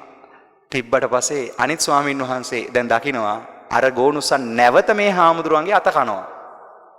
ඊට පස්සේ අර අනිත් ස්වාමීන් වහන්සේ අහනවා, "අනේ හාමුදුරුවනේ, මේ ගෝනුසගේ ගතිය දෂ්ට කරනවා කියලා දැන දැනත් මොකද්ද ඔය කරන මෝඩ වැඩේ? එතකොට අර හාමුදුරුවෝ කියනවා ගෝනුස්සාගේ ගතිය දෂ්ට කරන එක තමයි. හැබැයි මනුෂ්‍ය වෙච්ච අපේ ගතිය වෙන්න ඕනේ. කොබන් කතාව තේරිච්ච කට්ටිය. ඒකගේ ජීවිතේ බේරෙන එක. ඔන්න වගේ මහා ගාම්භීර තැනක තමයි අම්මේ තාත්තේ සත්පුරුෂ ධර්මයේ මනුෂ්‍යත්වයේ කියන තැන තියෙන තැන. දැන් බුදුහාමුදුරුවෝ බොහොම පැහැදිලිව කියනවා සත්පුරුෂ ධර්මයේ නොහික්මෙන කෙනෙක් සත්පුරුෂ ධර්මයේ හික්මෙන්නේ නැති කෙනෙක්ට ආර්ය ධර්මය අවබෝධ කරන්න බෑ කියලා. එතකොට ඔයගොල්ලෝ හිතනවද උත්තරීතර මාර්ගඵල අවබෝධය කියලා කියන්නේ නිකම් පුංචි පහේ තැනක් කියලා? නෑ, ඒක මහා ශ්‍රේෂ්ඨ ගුණ වැඩෙන වැඩපිළිවෙලක්. ලෝකේ පහළ වෙන උත්තරීතර ශ්‍රේෂ්ඨ මනුෂ්‍ය ධර්මයන් අවබෝධ කරලා යම් කිසි කෙනෙක් සෝවාන් සකදාගාමි අනාගාමි අරිහත් ආදී ඒ ආර්ය මාර්ගඵලයකටපත් වුණොත් ඒ තැනටපත් වෙන උත්තමයාගේ ගුණය කියලා නිම කරන්න පුළුවන් එකක් නෙමෙයි. එතකොට එතනට යන්න මේ කියන ගුණ ටික කාගාව වැඩෙන්න ඕනේද? අපි ගාව වැඩෙන්න ඕනේ. අපි හැමෝම මේ ගමන යනවා මේ තාත්තේ. වැඩේ තියෙන්නේ අපි ඒ ගමන ඒ යන ගමනේ අපි ඒ වැඩපිළිවෙලට දෙන වටිනාකම ඒ උතුම් අවබෝධයට යන්න මොනතරම් කැපකිරීමක් අපි අපේ පැත්තෙන් කරනවද කියන එක. මම ආයි ප්‍රශ්නයක් අහනවා. කෝ බලන්න මේ ලෝකෙට ඉපදෙනකොට මේ මගේ අම්මා තාත්තා දරුවෝ කියලා අල්ලගෙන මතකෙන් ආපු කට්ටිය. හරි. මැරෙනකොට මේ මගේ අම්මා තාත්තා දරුවෝ කියලා ඒ කට්ටිය අරයි යන කට්ටිය. දැන් ආවේ කාත් එක්කද? ආවේ තනියම ආවේ. යන්නේ දැන් එන්නෙත් තනියම යන්නෙත් තනියම. තමන්ගේ සසරට වග කියා ගන්න ඕනේ කවුද? කොබන් ඒක තේරුණාද දන්නේ නැහැ. හැබැයි හොඳට බලන්න හිත පැත්තෙන් සසරට නම් ඉතින් වග කියා ගන්න ඉතින් මන් තමයි. ඉතින් ඕකට කෝයේ වුණාට ඕව හොයන්න වෙලා අද මේ බණ ටික අහන්න වෙලාව වෙන් කරගත්තේ කොච්චර කට්ටක්? කොබන කතාව තේරිච්ච කට්ටිය. ජීවිතේ ප්‍රායෝගික වැඩපිළිවෙලට ගියාම සත්පුරුෂ අසත්පුරුෂ කතාව පැත්තකින් තිබේවා. යම්කිසි යථාර්ථයක් අවබෝධ කරගන්නට අපි අපේ පැත්තෙන් ඒකට දාන එෆෙක්ට් එක කොච්චරද කියලා දන්නේ තමන්ම තමයි. අපිට මේ කාරණාවක් හොයන සමහරලාට අද වෙලාව නැහැ. හැබැයි අපිට වෙන වෙන වැඩ තියෙනවා ජීවිතේ. කිසි ප්‍රශ්නයක් නැහැ. හැබැයි මතක තියාගන්න ඕනේ ලෝකයේ තියෙන ධර්මතාවයන් සියලු දෙනාට උරුමයි. ඒක ඇතුළේ තියෙන එක්තරා ධර්මතාවයක් තමයි පින්වතුනි මරණය කියන ධර්මතාවය. මොකද්ද වචනේ? මරණය. මේ මරණයේ තියෙනවා සම්මුතික මරණය කියලා එකක්. ඕම් ඔය සම්මුතික මරණය කියන එක කොයි මොහොතේද කියන එක අපි කාටවත් කියන්න හැකියාවක් නැහැ. මං ඉස්සෙල්ලා කිව්වා ඕගොල්ලෝ ඔය Facebook YouTube වල එහෙම දැකලා දිනන අපිට ඔය වීඩියෝස් එන ඒ වෙනද මමත් මේ ඊපෙරේද දැක්කේ. මං ඊපෙරේද දැක්ක වීඩියෝ එකක් මිනිස්සු මේ හොඳට කතා කර කර ඉන්නවා එක පාට මෙහෙම වැටෙනවා. ඒ කියන්නේ මැරෙනවා. තේරුණාද? දැන් ඕක තමයි මේකේ ස්වභාවය. හැබැයි මගේ හිත කියන්නේ මගේ පැත්තෙන් මන් නම් මැරෙන්නේ කොබන කතාව තේරිච්ච කට්ටිය. හැබැයි යථාර්ථේ තේරුණාද දන්නේ නැහැ. මේක තේරෙන්න හොඳ කතාවක් කියන්න. අපි ඊට පස්සේ දහමේ ඒ කාරණාවේ ටිකක් ගැඹුරට යන් තව ටිකක් විග්‍රහ කරගන්න අහගන්න. ආරණ්‍යක වැඩ හිටපු ස්වාමීන් වහන්සේ නමක් දවසක රාත්‍රියේ භාවනා කරලා උන්වහන්සේ ඉන්නකොට රෑ මහා වැස්සක් වහිනවා. මේ ඊපෙරේදත් මේ අපේ මේ පැතිරට ඔය හොඳ හුලඟක් එක වැස්සා වගේ මහා විශාල වැස්සක් වහිනවා. වහිනකොට උන්වහන්සේට ඇහෙනවා ගස් ඉදිරි වැටෙනවා. බ්‍රබාස් ගාලා ගස් කඩාගෙන වැටෙනවා. දැන් මේ වැටෙනකොට උන්වහන්සේ කල්පනා කරනවා මේ ගහක් දැන් මගේ කුටියටත් වැටෙන්න පුළුවන් කමක් නැහැ කියලා උන්වහන්සේ ඔය ඉතින් භාවනා කරගෙන කුටියට වෙලා ඉන්නවා. කොහොම හරි එහෙම ප්‍රශ්නයක් උන්නේ නැහැ. උදේ පාන්දර නැගිටලා බලනකොට හතර වටේ ගස් කොළන් සේරම වැටිලා. උන්වහන්සේට පේනවා බිම වැටිලා තියෙනවා කොළ වර්ග. කොළ වැටිලා තියෙනවා එක එක කොළ. මොනවද වැටිලා තියෙන්නේ? කරවෙච්ච කොළ වැටිලා තියෙනවා. ඊට පස්සේ ලා කොළ වැටිලා තියෙනවා. ලා කහ පැහැති කොළ වැටිලා තියෙනවා. තද කොළ පැහැති කොළ වැටිලා තියෙනවා. ලා දලු වැටිලා තියෙනවා. මෙන්න මේ සිද්ධිය දකිනවා. උන්වහන්සේ දකිනවා ගස්වල ඉතුරු වෙලා තියෙනවා කරවෙච්ච කොළ, ලා කහ පැහැති කොළ, කොළ පාට කොළ, ලා දලු. මුන්වහන්සේට මේ සංසිද්ධිය දකිනකොට ඇතුලෙන් උපමාවක් ගැලපෙනවා. මොකද්ද දන්නවද? මෙන්න මේකයි උපමාව. ඊයේ රෑ වැහැපු මහා සුලිකුණාටු සහිත වැස්ස හරියට සම්මුතික මරණය වගේ. සම්මුතික මරණය. ආන්ගේ මරණය කියන ධර්මතාවයේ එනකොට ඒක ක්‍රියාත්මක වෙනකොට කරවෙච්ච කොළත් අහු වෙනවා. ඒ කියන්නේ 60 පැනපු කට්ටිය. තේරුණාද දන්නේ. ඊළඟට කියනවා ලා කොලත් ලා කහ පැහැති කොලත් අහු වෙනවා. ඒ කියන්නේ අවුරුදු 40 50 30 40 50 ආන් ඒ කට්ටිය. ඊළඟට දකින්නවා තරුණ කොලත් අහු වෙනවා. අවුරුදු 16න් ඉහළ නැත්නම් අවුරුදු 10න් ඉහළ කියලා ගන්නකෝ. ආන් ඒ පිරිස්. ඊට පස්සේ දකින්නවා ලා දලුත් ඒ කියන්නේ දැන් ඒ මහා කුණාටුව එන වෙලාවට ඔය කියන හතර කොට්ටාසෙම පිරිස අහු වෙනකොට පිරිසක් ගහේ හොඳට එල්ලිලා කොමන කතාව තේරෙන කට්ටිය ලා දලුත් තියෙනවා තරුණ කොලත් තියෙනවා ලා කහ පැහැති කොලත් තියෙනවා කර වෙච්ච කොලත් ගහේ තියෙනවා. තේරුණාද දන්නේ කතාව. දැන් අර කුණාටු වෙනකොට වැඩිපුර වැටෙන්නේ මොනවද? කර වෙච්ච කොළ. එතකොට ලෝකේ මිය යන ප්‍රතිශතයේ වැඩිපුර මිය යන පිරිසතේ කවුද?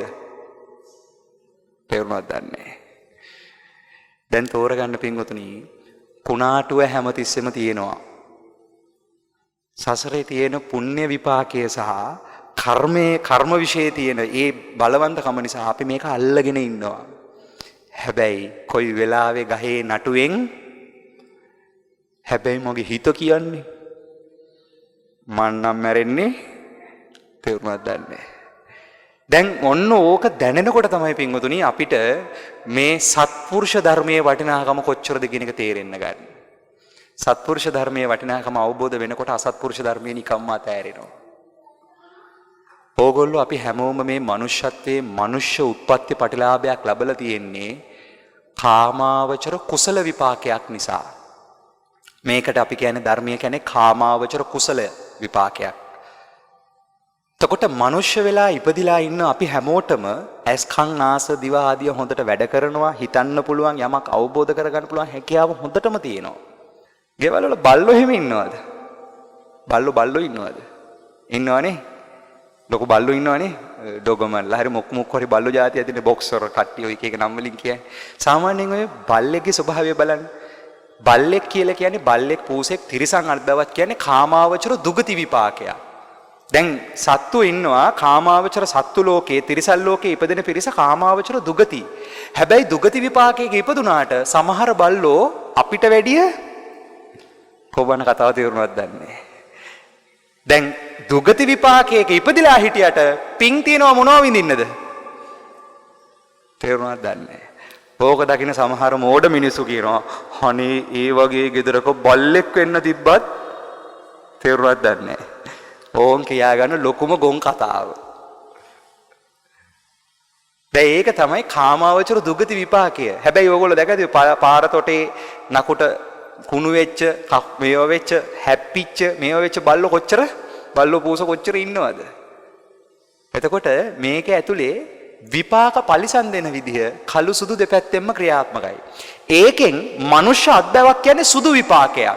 හැබැයි සුදු විපාකයක ඉපදුනාට පින් නැත්තම් මිනිහෙක් විදිහට ජීවත් වෙන්න ආන් කළු විපාක පරිසම් දෙනවා. සත්ව අත්බැවක් තිරිසන් අත්බැවක් කියලා කියන්නේ කාමාවචර කළු විපාකයක්, දුගති විපාකයක්. හැබැයි දුගති විපාකේ ඉපදුනාට සසරේ තියෙන හේතු වාසනා අනුව තේරුණාද කියන එක ඕන් ඕ වගේ යන ක්‍රියේෂන් එකක් මෙතන තියෙනවා. මෙන්න මේ කතාව අපි තේරුම් බේරුම් කරගන්නකොට අපිට මේකේ පැවැත්මේ ප්‍රශ්නය අපිට අපේ පැත්තෙන් තේරෙන්න වැටහෙන්න ගන්නවා. මම ඉස්සෙල්ලා කිව්වා සත්ව ගතියටපත් වෙන්නේ කියන්නේ සිත පහත් වෙන්නේත් උසස් වෙන්නේත් කාගාවද? මානේන මක්කටෝ අතිමානේන කුක්කුරෝ. මානෙන් මත් වෙනකොට පහත් වෙන්නේ මනස. අතිමානෙන් හිත බර වෙනකොට පහත් වෙන්නේ මනස. ආන්ගේ ලොකුකම් මාන්නක්කාරකම් අපේ ගාවින් අතහැරෙන්න ගන්නකොට කරුණාව, දයාව, මෛත්‍රිය, මුදිතාව, මනුෂ්‍යත්වයේ ගුණධර්ම, මනුෂ්‍ය දේව බ්‍රහ්ම ධර්ම ගුණයන් අපි ගාව වැඩෙන්න ගන්නකොට මනස මක් වෙනවද? මනස උසස් වෙනවා. ඒ මනස උසස් වෙනකොට මනස බරයිද සැහැල්ලුයිද? මනස බරයිද සැහැල්ලුයිද? මනස සැහැල්ලුයි. එතකොට තථාගතයන් වහන්සේ පෙන්වන්නේ අසත්පුරුෂ ධර්මයේ අතාරින්න සත්පුරුෂ ධර්මයේ හික්මෙන්න. සත්පුරුෂ ධර්මයේ හික්මෙන කෙනා ආර්ය ධර්මය අවබෝධ කරනවා. ඕක තමයි අනුපූර්ව ප්‍රතිපදාව. දැන් මෙන්න මේ ප්‍රතිපදාව ඇතුලේ අපි තේරුම් ගන්න ඕනේ කාරණාව තමයි මේ ධර්ම ස්වභාවය. මනෝ පුබ්බංගමා ධම්මා මනෝ සෙට්ඨා මනෝමයා. මනස මුල් කරගෙන මේ සත්පුරුෂ පැත්තත් අසත්පුරුෂ පැත්තත් දරන වැඩපිළිවෙල තියෙන්නේ තමන්ගේ පැත්තේ. ආන් යාව අවබෝධ කරගන්න එක තමයි මම ඉස්සෙල්ලා කිව්වා. බාහිර අවබෝධ කරන එකද තමව අවබෝධ කරන එකද? තමාව අවබෝධ කරගන්න. තමන්ව අවබෝධ කරගන්න කෙනා අසත්පුරුෂ පැත්ත අතහැරෙනකොට සත්පුරුෂ ධර්ම වඩාගෙන යන ගමන් හොයනවා විමුක්තිය කියන එක හොයනවා නම්. ඒ කියන්නේ සංසාරයෙන් නිදහස් වෙන්න හොයනවා නම් ඔය කියන සත්පුරුෂ ගුණය තුල හික්මෙන කෙනා, සත්පුරුෂ ධර්මයේ හික්මෙන කෙනා ආර්ය ධර්මයේ ශ්‍රවණය කරන්න පටන් ගන්නවා. ආන්ගේ ආර්ය ධර්මයේ ශ්‍රවණය කරනකොට ආර්ය ධර්මයේ විග්‍රහ කරන්නේ අසත්පුරුෂ ධර්මයට එහා ගියපු සත්පුරුෂ ධර්මයට එහා ගියපු ගැඹුරු ඥානයක්. ඒ ඥාන ටික තමයි උත්තරීතර මනුස්ස ගුණ ධර්ම. උත්තරීතර මනුස්ස ගුණ ධර්ම හේවත් ඵල ඥාන සාක්ෂාත් කරගන්න අපිට තේරෙන්න ඕනේ මේ ධර්මතාවයේ ඇත්තම ස්වභාවය. පින්වතුනි ධර්මතාවය දරන්නේ මොකෙන්ද? මනසින්. මනෝ පුබ්බංගමා ධම්මා. දැන් මේ මනස තුල දරන මේ ධර්මතාවයේ ඇත්තම ස්වභාවය කොහොමද අපි අවබෝධ කරගන්නේ? ධර්මෙ පෙන්නනවා මේ කාරණාව. සබ්බේ ධම්මා අනත්තාති යදහා පඤ්ඤාය පස්සති. කෙනෙක් ප්‍රඥා ගෝචරව අවබෝධ කරගත යුතුයි මේ සියලු ධර්මයන්ගේ ඇත්ත. මේ කිසිදු ධර්මයක් මම මගේ කියන දෘෂ්ටියෙන් ගන්න සුදුසු එකක් නොවේ. බුදුහාමුදුරෝ දේශනාව එක තැනක පෙන්නනවා මහණෙනි මෙම භවය මම අසුරක් ගහන සැනක්වත් වර්ණනා කරමිද නොකරමිද? නොකරමි. හැබැයි හිත පැත්තෙන් තමන්ගේ හිත පැත්තෙන් බැලුවොත් හිත ඒ බුදු වදන පිළිපදිනතර නෑ මේක තමයි හොඳ එක මාර එක කියලා මේකේ යනවද? තේරෙනවද කියන එක? එතකොට ආත්ම වශයෙන් මම මගේ කරගන්න සුදුසු නැති එකක් සුදුසු වෙන වැඩපිළිවෙලක් අපි ගාව තියෙනවා. මෙන්න මේක හොයන කෙනෙක් තමයි පින්වතුනි මේක අවබෝධ කරගන්න කෙනෙක් තමයි ඔය කියන ප්‍රඥාව පහල කරලා සියලු ධර්මයන්ගේ ඇත්ත ඇති සැටියෙන් අවබෝධ කරන්නේ. මේ කතාව තේරුම් ගන්න මම උදාහරණ කතාවක් උපමා කතාවක් කියන්නම්. ඒක දැන් නොතේරෙන්න පුළුවන්. ඒක ප්‍රශ්නයක් නෑ. ඕගොල්ලෝ මේ කාරණාවේ අවංකව යෙදිලා මේ ගමන යනවා නම් ඒ යෙදෙන දවසක කවදා හරි මේ කතාව තේරෙයි. සියලු ධර්මයන්ගේ ඇත්ත ඇති සැටියෙන් අවබෝධ කරගන්න යන කෙනෙක්ට මම මේ කතාව පෙන්눔 කරන්න පුංචි උපමාවක් උදාහරණ කතාවකින් කියන හොඳට අහගන්න. මිනිස්සෙක් මහා අන්ධකාරයක් තියෙන තැනකට ගිහිල්ලා ගිනි පෙලෙල්ලක් අරගෙන ගිනි පෙලෙල්ලක් අරන් වේගෙන් කරකවන්න පටන් ගන්නවා. ගිනි පෙලෙල්ලක් අරන් වේගෙන් කරකවන්න පටන් ගන්නවා. ගිනි බෝලයක් වේගෙන් කරකවන්න පටන් ගන්නවා. ඒ අන්ධකාරය දිහා බලාගෙන ඉන්න මිනිසු දෙන්නෙක් ඉන්නවා. ඒ දෙන්නගෙන් එක්කෙනෙක් කියනවා අතන තියෙන්නේ ගිනි වලල්ලක් කියලා කෙනෙක් කියනවා. කිව්වට පස්සේ එයා අර කරකවට හිටපු ගිනි වලල්ල ඒ ගිනි වලල්ල ස්වරූපයට පෙනිච්ච එක නතර කරනවා. නතර කළාම අනිත් කෙනා කියනවා නෑ එතන ගිනි වලල්ලක් නෙමෙයි තියෙන්නේ. එතන තියෙන්නේ ගිනි බෝලයක්. ගිනි බෝලයක් කියන කෙනාගේ තර්කය දිනනකොටම අර කෙනා ආයෙ පටන් ගන්නවා මේක කරකවන්න. දැන් මොකද වෙන්නේ? අරයා කියනවා ඒක ගිනි වලල්ලක් කියලා. ගිනි වලල්ලක් කියන තර්කය දිනනකොටම අරයා මේ පැත්ත කෙනා ආයෙ මේක නතර කරනවා. නතර කරනම අරයා කියනවා අතන තියෙන්නේ ගිනි බෝලයක් කියලා. දැන් බලන්න වෙන වැඩේ. කරකවනකම් හරි වලල්ල කියන තර්කය. ඒක නවත්තපු ගමන් හරි ගිනි බෝලේ කියන තර්කය. මෙතන තියෙන ඇත්ත මොකක්ද? ඔවුන් ඔය ඇත්ත තේරුම් ගන්න එක තමයි අමාරු. කරකවනවා කියන හේතු ටික තියෙනකන් මොකක් හරිද? ගිනි වලල්ල කියන තර්කේ හරි. ඒ කරකවනවා කියන එක ඇති වෙලා නවත්තනවා කියන ඒ කරකවීම නතර කරනවා කියන හේතු ටික තිබ්බහම හරි ගිනි බෝලේ කියන තර්කය. එතකොට මෙතන මොකද්ද මේ වෙන්නේ?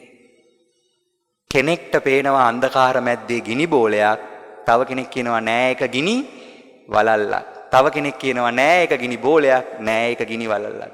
දෙන්න තර්ක කර ඉන්නවා. හැබැයි ඒ තර්කයේ ඇතුලේ හොඳට බලන්න හේතු තියෙනකන් වලල්ල කියන තර්කේ හරි හේතු තියෙනකන් බෝලේ කියන තර්කේ හරි කාට හරි තේරුනොත් ගිනි වලල්ල වලල්ලෙන් ශූන්‍යයි ගිනි බෝලෙන් ශූන්‍යයි කියලා එයා එතන මොකක් අවබෝධ කරනවද? එතන තියෙන ඇත්ත කතාවම අවබෝධ කරනවා. ඕක තමයි ධර්මයේ තියෙන්නේ. හේතුන් පටිච්ච සංභූතං හේතු බංගා නිරුච්ඡති.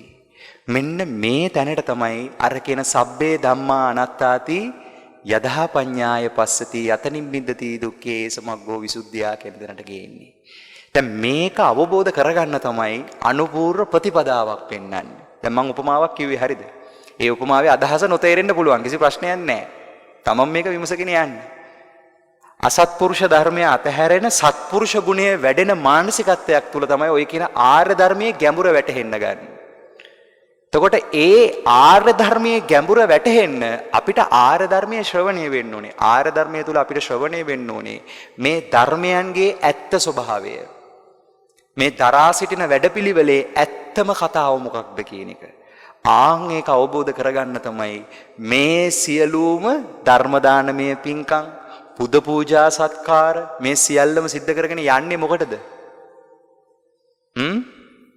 මේ සියලු ව්‍යායාමයේ මොකටද? ඕන් ඔය කියන ශුන්‍යතා ප්‍රතිසංයුක්ත ධර්මය අවබෝධ කරගන්න. හැබැයි ඒක ලේසිද? ඒක ලේසි නෑ. හැබැයි ඒක අමාරුද? අමාරු නෑ. අමාරු නොවෙන්නේ කොහොමද? ඔබට ලෝකේ වැඩපිළිවෙලට වැඩිය නිවන අවබෝධ කර ගැනීම කියන එක වෙන දවසට තමයි ඔය කියන කතාව මක් වෙන්න ගන්නෙද? වැටහෙන්න ගන්නෙ.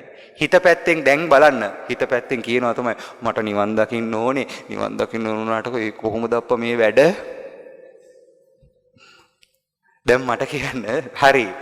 නිවන අවබෝධ කරගන්න එක අංක 1 වුණොත් මේ තියෙන එක වැඩක්වත් අපිට ප්‍රශ්නයක් නෙමෙයි. මොකද මට මාව හොයා ගන්න තියෙන්නේ මොන වෙලාවේද?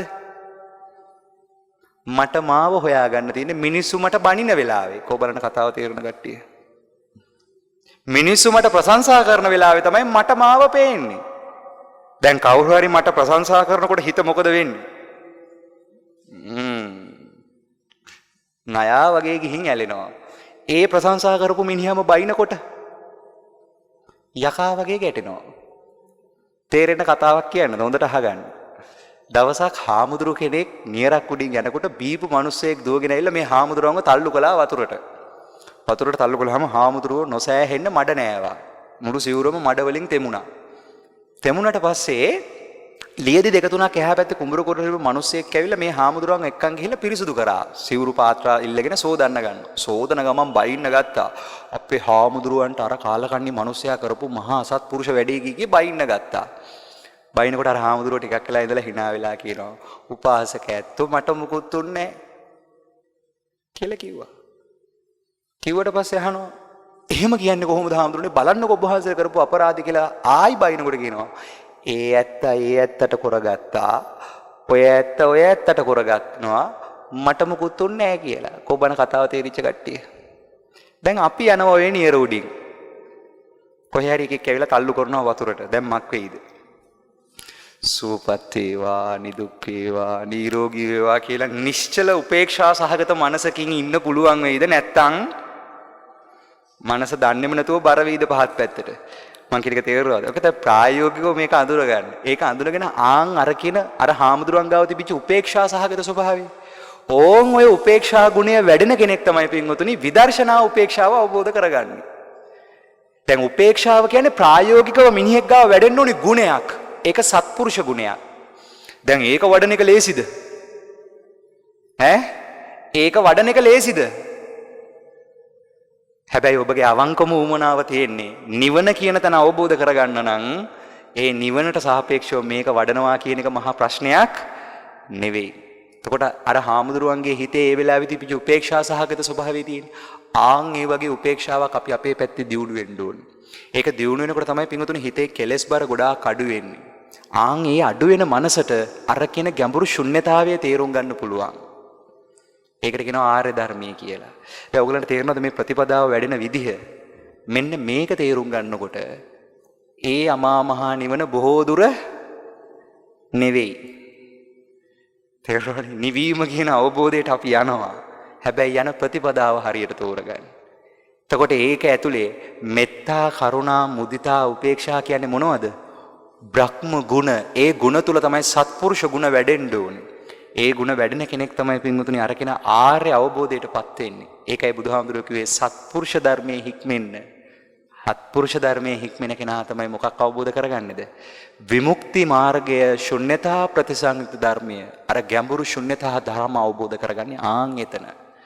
මෙන්න මේ මාර්ගය පැහැදිලිව නිර්වුල්ව තේරුම් ගන්නකොට ඔබලාට ඔය කියන ගැඹුරු අවබෝධය වැටහෙයි.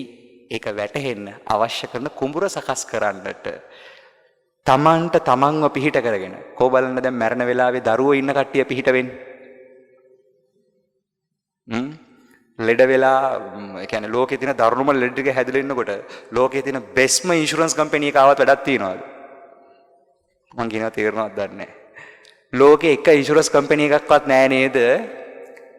මැරෙන්නට පස්සේ තමයි උන් ඉන්ෂුරන්ස් දෙන්නේ. ක්ලේම් කරලා ඔක්කොම කරන්නේ. මැරෙන්නේ නැහැ කියලා ක්ලේම් කරන්න පුළුවන් ඉන්ෂුරන්ස් සමාගමක් ඉන්නවද? උඹ ලෙඩ වෙන්නේ නැහැ කියලා ක්ලේම් කරන්න පුළුවන් ඉන්ෂුරන්ස් සමාගමක් ඉන්නවද?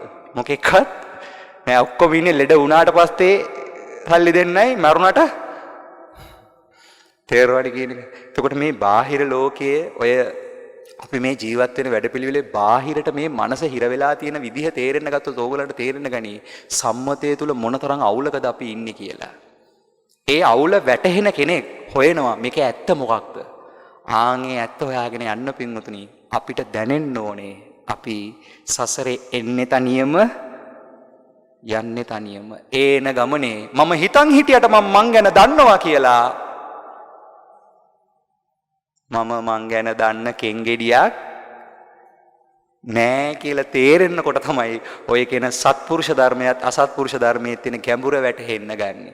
ආන්ගේ ධර්ම දෙක අවබෝධ කරන කෙනෙක් ඒ ධර්ම දෙකට එහා ගියපු ආර්ය ධර්මයේ හෙවත් ඒ ශුන්‍යතා ප්‍රතිසංයුක්ත ධර්ම අවබෝධයටපත් වෙලා සසරින් එතර වෙනවා.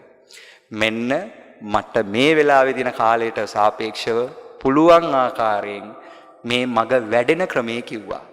කැමති කට්ටිය මේකෙන් ගන්න තියෙනවා නම් දෙයක් අරගෙන තම නැනපමණින් තෝරගෙන තමන්ගේ ගමන යන්න. කො බලන්න ගෙවල් වල පෙනේර එහෙම තියෙන කට්ටිය අත උස්ස තියෙනවා. කුල්ල තියෙනවද? කුල්ලක් තියෙනවනේ ලොකු දෙයක්. දැන් නම් ගෙවල් වල කුල්ලක් නැහැ නේද? අහගන්න. මම පුංචි කතාවක් කියලා ඉවර කරන්නම්. මේ ධර්ම මාර්ගයේ හොයනකොට ඕගොල්ලෝ බණ අහනකොට හරි මොන හරි කරනකොට මෙන්න මේ ක්‍රමයේ පාවිච්චි කරලා බලන්න. කැමති නම් හරිද? පෙනේරේ ස්වභාවය මොකද්ද?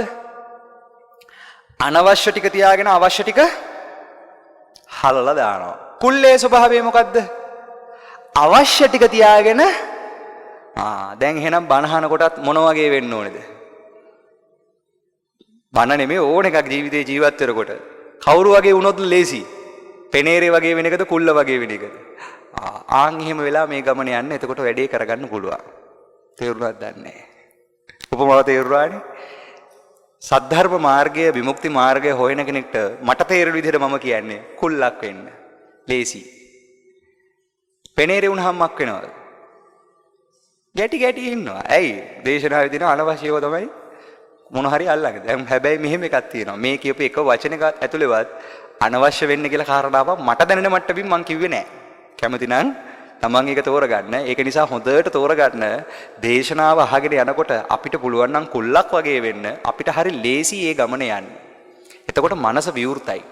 අද මම හිතන්නේ මේ ඉන්න ලාංකීය දැන් මේ කාලේ දැන් ටිකෙන් ටික මේ පරිසරය තුල යම්කිසි වෙනස් වීම කිහිපයක් දැන් ඇති වෙමින් තියෙනවා. ඒ තුල මිනිස්සු වෙනදට වැඩිය ධර්මයට නැඹුරු වෙන ප්‍රවණතාවයක් තියෙනවා සමාජයේ. ඒක ලංකාව විතරක් නෙමෙයි ලෝකෙම ආධ්‍යාත්මිකත්වයට කියන එක අද මක් වෙමින් තියෙනවද? නැඹුරු වීමක් තියෙනවා සමාජයේ. හැබැයි ඔය නැඹුරු වීම කොච්චර කාලයක් තියෙයිද කියලා දන්නේ? ඒක දන්නේ නැහැ. අනිත් එක තමයි මේ සමාජ වපසරිය ලෝකපරයාය දැන් දවසින් දවස යන්නේ පරිහානිකර පැත්තකට. අපි කොච්චර හිතුවත් පින්වතුනි තාක්ෂණයේ දියුණුවත් එක ලෝකෙ දියුණු වෙනවා කියලා තාක්ෂණයේ දියුණුව හිණිපෙත්තට යනකොට මිනිස්සුන්ගේ මනුෂ්‍යකම් ටික මක් වෙනවද දැන්? මිනිස්සුන්ගේ මනුෂ්‍යත්වයේ කියන එක පවට ලැජ්ජා බය වැඩි වෙනවද නැති වෙනවද? එතකොට සත්පුරුෂ ධර්ම යටපත් වෙනකොට මතුවෙන්නේ අසත්පුරුෂ ධර්ම. අසත්පුරුෂ ධර්ම බලවත් වෙනකොට පහළ වෙනවා ගතියක්. ඒකට කියනවා මුර්ග සංඥාව කියලා. උගේ බෙල්ල මෙරිකලා හරි කමන්නේ මගේ වැඩේ කරගන්න ඕනේ කියන ගති ටික එන්න ගන්නවා. ආන් ඒකට කියනවා මුර්ග සංඥාව. මුර්ග සංඥාව පහළ වෙනවා කියලා කියන්නේ මිනිස්සු මනුෂ්‍යත්වයේ නාමයෙන් තව කෙනෙක් කෙරෙහි සංවේදී වෙන ස්වභාවය මක් වෙනවද? ඒ ಗುಣ මක් වෙනවද? ඒවා අඩු වෙනවා කියලා කියන්නේ මුර්ග සංඥාව පහළ වෙනවා කියලා කියන්නේ ධර්මයේ තියෙන විදිහට මොකක් ලං වෙනවද? මුර්ග සංවැස්ස ලං වෙනවා. මුර්ග සංවැස්සේ ස්වභාවය හොයලා බලන්න ඉතින් සමාජයේ සහ ලෝකයේ එන්න දැන් මිනිසුන්ගේ ආයුෂ අඩු වෙනවා, ලෙඩ රෝග බහුල වෙනවා. මුළු ලෝකයේ පුරාම මිනිස්සු ජාතික ආරක්ෂාව කියලා පුළුවන් තරම් තමන්ගේ ගොඩ වැඩි කරගෙන මුළු ලෝකයේම තමන්ගේ නම්තර අල්ලගන්න බලය අල්ලගන්න මානසිකත්වයක මිනිස්සු ක්‍රියාත්මක වෙන්නේ. ඒ වැඩපිළිවෙල තුළ මිනිස්සුන්ගේ මනුෂ්‍යත්වයේ කියන එක මක් වෙමින් යනවා එන්න මක් වෙනවද?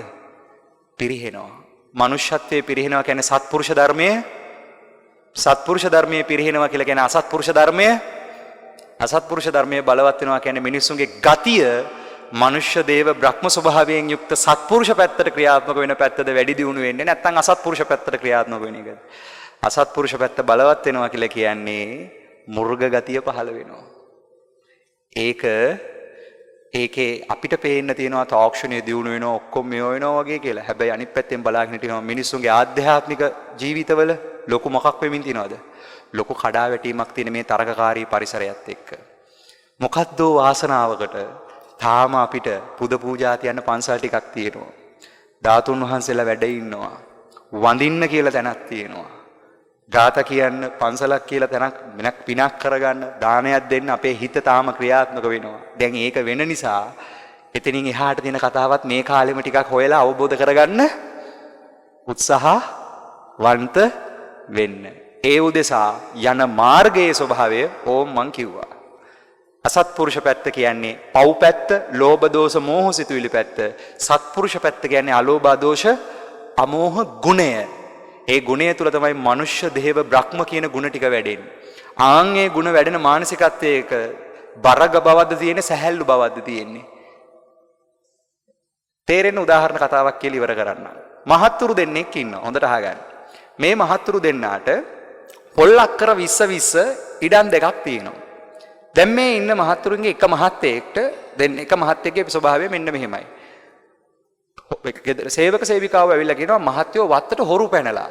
හොරු පැනලා ගහම මේ මහත්තයා කියනවා කවුද ඇවිල්ලා තියෙන්නේ? මේ ගමේ ගොඩේ ගෑනු මේ වත්තට පැනලා. අනේ කමන්නේ බං. නැති හින්දානේ එන වැත්තේ. ඔන්න ඔහෙ කමන්නේ. අරන් ගියපු ආවේ. දැන් මෙයාගේ මනස සැහැල්ලුයිද බරයිද? සැහැල්ලුයි. නැති බැරි කමට එන වැත්තේ. ඔන්න ඔහෙ කමන්නේ කියලා අතෑරලා දාලා ඉන්නේ. හැබැයි වත්තත් බලා ගන්නවා, ඒ ටික කරනවා. හැබැයි වත්ත කරේ තියාගෙන නෑ. තව මහත්තයෙක් ඉන්නවා. වත්තට හොරු පැනලා. කිව්වා මේ මහත්තයා පොළු අරගෙන කඩු අරගෙන අර හොරු පස්සේ එලවනවා. දැන් එයාගේ මනස සැහැල්ලුයිද බරයිද? සැහැල්ලුයිද බරයිද? බරයි. දැන් මැරෙන්න ලං වෙනවා. පණ අදිනවා. ඇඳේ වැටිලා ඉන්නේ. උදාහරණයක් කියන්නේ. හරිද? දැන් ඇහෙනවා වත්තට හොරු පැනලා කියලා. පළවෙනියට මොකක් ඇදිලා ඊද? මනස සැහැල්ලු වෙයිද බර වෙයිද? තේරුණාද නැහැ. මනස සැහැල්ලුයි. ප්‍රශ්නයක් නැහැ. දෙවනියට මක් වෙයිද? තේරුණාද නැහැ. පැහැදිලිද කියන එක? දැන් ඔන්න ඔය ස්වභාවය අඳුන ගන්න. මානසික වශයෙන් මේ ලෝකේ දේවල් ඔහෙ තීච්ඡාවේ. හැබැයි ඒව මනස තුල බර වෙන්න මනස මක් වෙනවද? මනස සැහැල්ලු වෙනවද බර වෙනවද? පැහැදිලිද කියන එක? එතකොට අත්හැරීම කියන ගුණය ඇතුළෙන්ම වැඩෙනකොට මනස සැහැල්ලු වෙනවා. මනස සැහැල්ලු වෙන කෙනෙක් පූර්ණ අත්හැරීම අවබෝධ කරනවා. ඒකයි බුදුහාමුදුරන් කාලේ රජවරු මොනවද අතෑරලා ආවේ? ආර්ය ධර්මය අවබෝධ කරගන්න මොනවද අතෑරලා ආවේ? තමන්ට තියෙන සියලු දේවල් කොබන කතාව තේරෙන කට්ටිය. දැන් ඒ ගමන ලේසිද? පැහැදිලිනේ කියන එක? ලේසි නෑ. හැබැයි ඔබට අවංක උමනාවක් දැනෙනවා නම් මට සසරේ මං විතරයි පිහිට ඉන්නේ, මට පිහිට මං විතරයි කියලා තේරෙනවා නම් යුතුයකම් වගකීම් සියල්ල කරයි, සත්පුරුෂ ගුණය වඩයි. ඒ ඔක්කොම කරන ගමන් හැබැයි හොයනවා මොකද්ද? මේ විශ්වයේ ඇත්ත මොකක්ද? ඒක නොබැඳුණු මානසිකත්වයකින් ඒක අවබෝධ කරන්න ඔබ මෙහෙවි. ආන්ගේ මෙහෙවීම ඇති කරගන්න අපි මේ ලැබිලා තියෙන සම්මා සම්බුද්ධ ශාසනයක් පවතින යුගයක යහපත් කුසල කර්මයන් සිද්ධ කරගන්න අවස්ථාව ලැබිලා තියෙන කාලෙක. ඒ විතරක් නෙමේ අපි මේ ඉන්න ගොඩ මේ බහුතරයක් දෙනා මං හිතන්නේ සිංහල බෞද්ධ කියන සංස්කෘතිය වෙන්නේ නැති නේ. උපතින් අපි ඔක්කොම මොක්කුද? ඔක්කොම කවුද? උපතින් බෞද්ධ. උරුමයෙන් ලැබිලා තියෙනවා. හැබැයි ලැබිච්ච එක පාවිච්චි කරනවද කියලා දන්නේ කවුද? ඔය එක්තරා වෙලාවක ලංකාවට ආපු සුදු මහත්තයෙක් කියනවලු මේ රටේ බෞද්ධ මිනිස්සු රත්තරන් ගොඩක් උඩ වාඩි වෙලා ඉන්නවා හැබැයි මේ මිනිසුන්ට ඒකේ වටිනාකම තේරෙන්නේ නැහැලු. තේරුණාද දන්නේ නැහැ. මොකක්ද රත්තරන් ගොඩ කිව්වේ? රත්තරන් ගොඩ කිව්වේ මේ ධහම. මේ ගැඹුරු ධහම, ඒ යථාර්ථය පෙන්වලා දෙන ධර්මය. ඒකේ වටිනාකම තේරෙන්නේ නැහැ කිව්වේ. අර කියන්නේ තියෙනකොට වටින්නේ නැහනේ. තේරුණාද දන්නේ නැහැ. දැන් මෙච්චර ළඟ තියෙන එකේ වටිනාකම අඳුනගෙන ඒ ගමන යන්න අපි උත්සාහවන්ත වෙමු. එතකොට අපිට ඔය කියන ගැඹුරු ශුන්‍යතා ප්‍රතිසංයුත ධර්ම අවබෝධයට කියන ගැඹුරු ආර්ය ධර්මයේ ප්‍රඥාවෙන් ප්‍රත්‍යක්ෂ කරගන්න අවශ්‍ය කරන වැඩපිළිවෙල සකස් වෙයි. ඒ උදෙසා මේ කරන සෑම කටයුත්තක්ම ඔබ හැම කෙනෙක්ටම උතුම් ධර්ම දානමය කුසලයක් වේවා. සියලු දෙනාගේ ආධ්‍යාත්මික ජීවිතය ශාස්ත්‍රීක වේවා. උතුම් ධර්ම අවබෝධය තුල නිවී සැනසෙන්නට මේ කරගන්නා වූ සියලු ධර්ම දානමය පින්කම් අනන්ත පාරමී ධර්මයක්ම වේවා. උතුම් නිර්වාණ අවබෝධයෙන් නිවී සැනසෙත්වා කියලා සාදුනාදයක් පවත්වන්න. සබ්බීතියෝ විවජ්ජන්තු සබ්බ රෝගෝ විනස්සතු මාතේ භවත්වන්තරායෝ සුඛී දීඝායුකෝ භව භවතු සබ්බ මංගලං රක්ඛන්තු සබ්බ දේවතා සබ්බ බුද්ධානුභාවේන සදා සොත්ති භවන්තු තේ භවතු සබ්බ මංගලං රක්ඛන්තු සබ්බ දේවතා සබ්බ ධම්මානුභාවේන සදා සොත්ති භවන්තු තේ භවතු සබ්බ මංගලං රක්ඛන්තු සබ්බ දේවතා සබ්බ සංඝානුභාවේන සදා සොත්ති භවන්තු තේ සසංග සියල් බඹලුව වසන දෙවියනි උරඟ ගුරුලුයක් බෝ නර අසුරයිනි නොළඟ මෙළඟ දිය ගොඩ සව්සතුනි සමගමෙ පින් අනුමෝදං සමසිතිනි වාත දෙරණට පටන් නොහැරම අකනිටා බඹලොව පටන් භූතයක්සෙන් වෙසෙන පිසසුන් මැසි මදුරු කුරු කුහුඹුවන්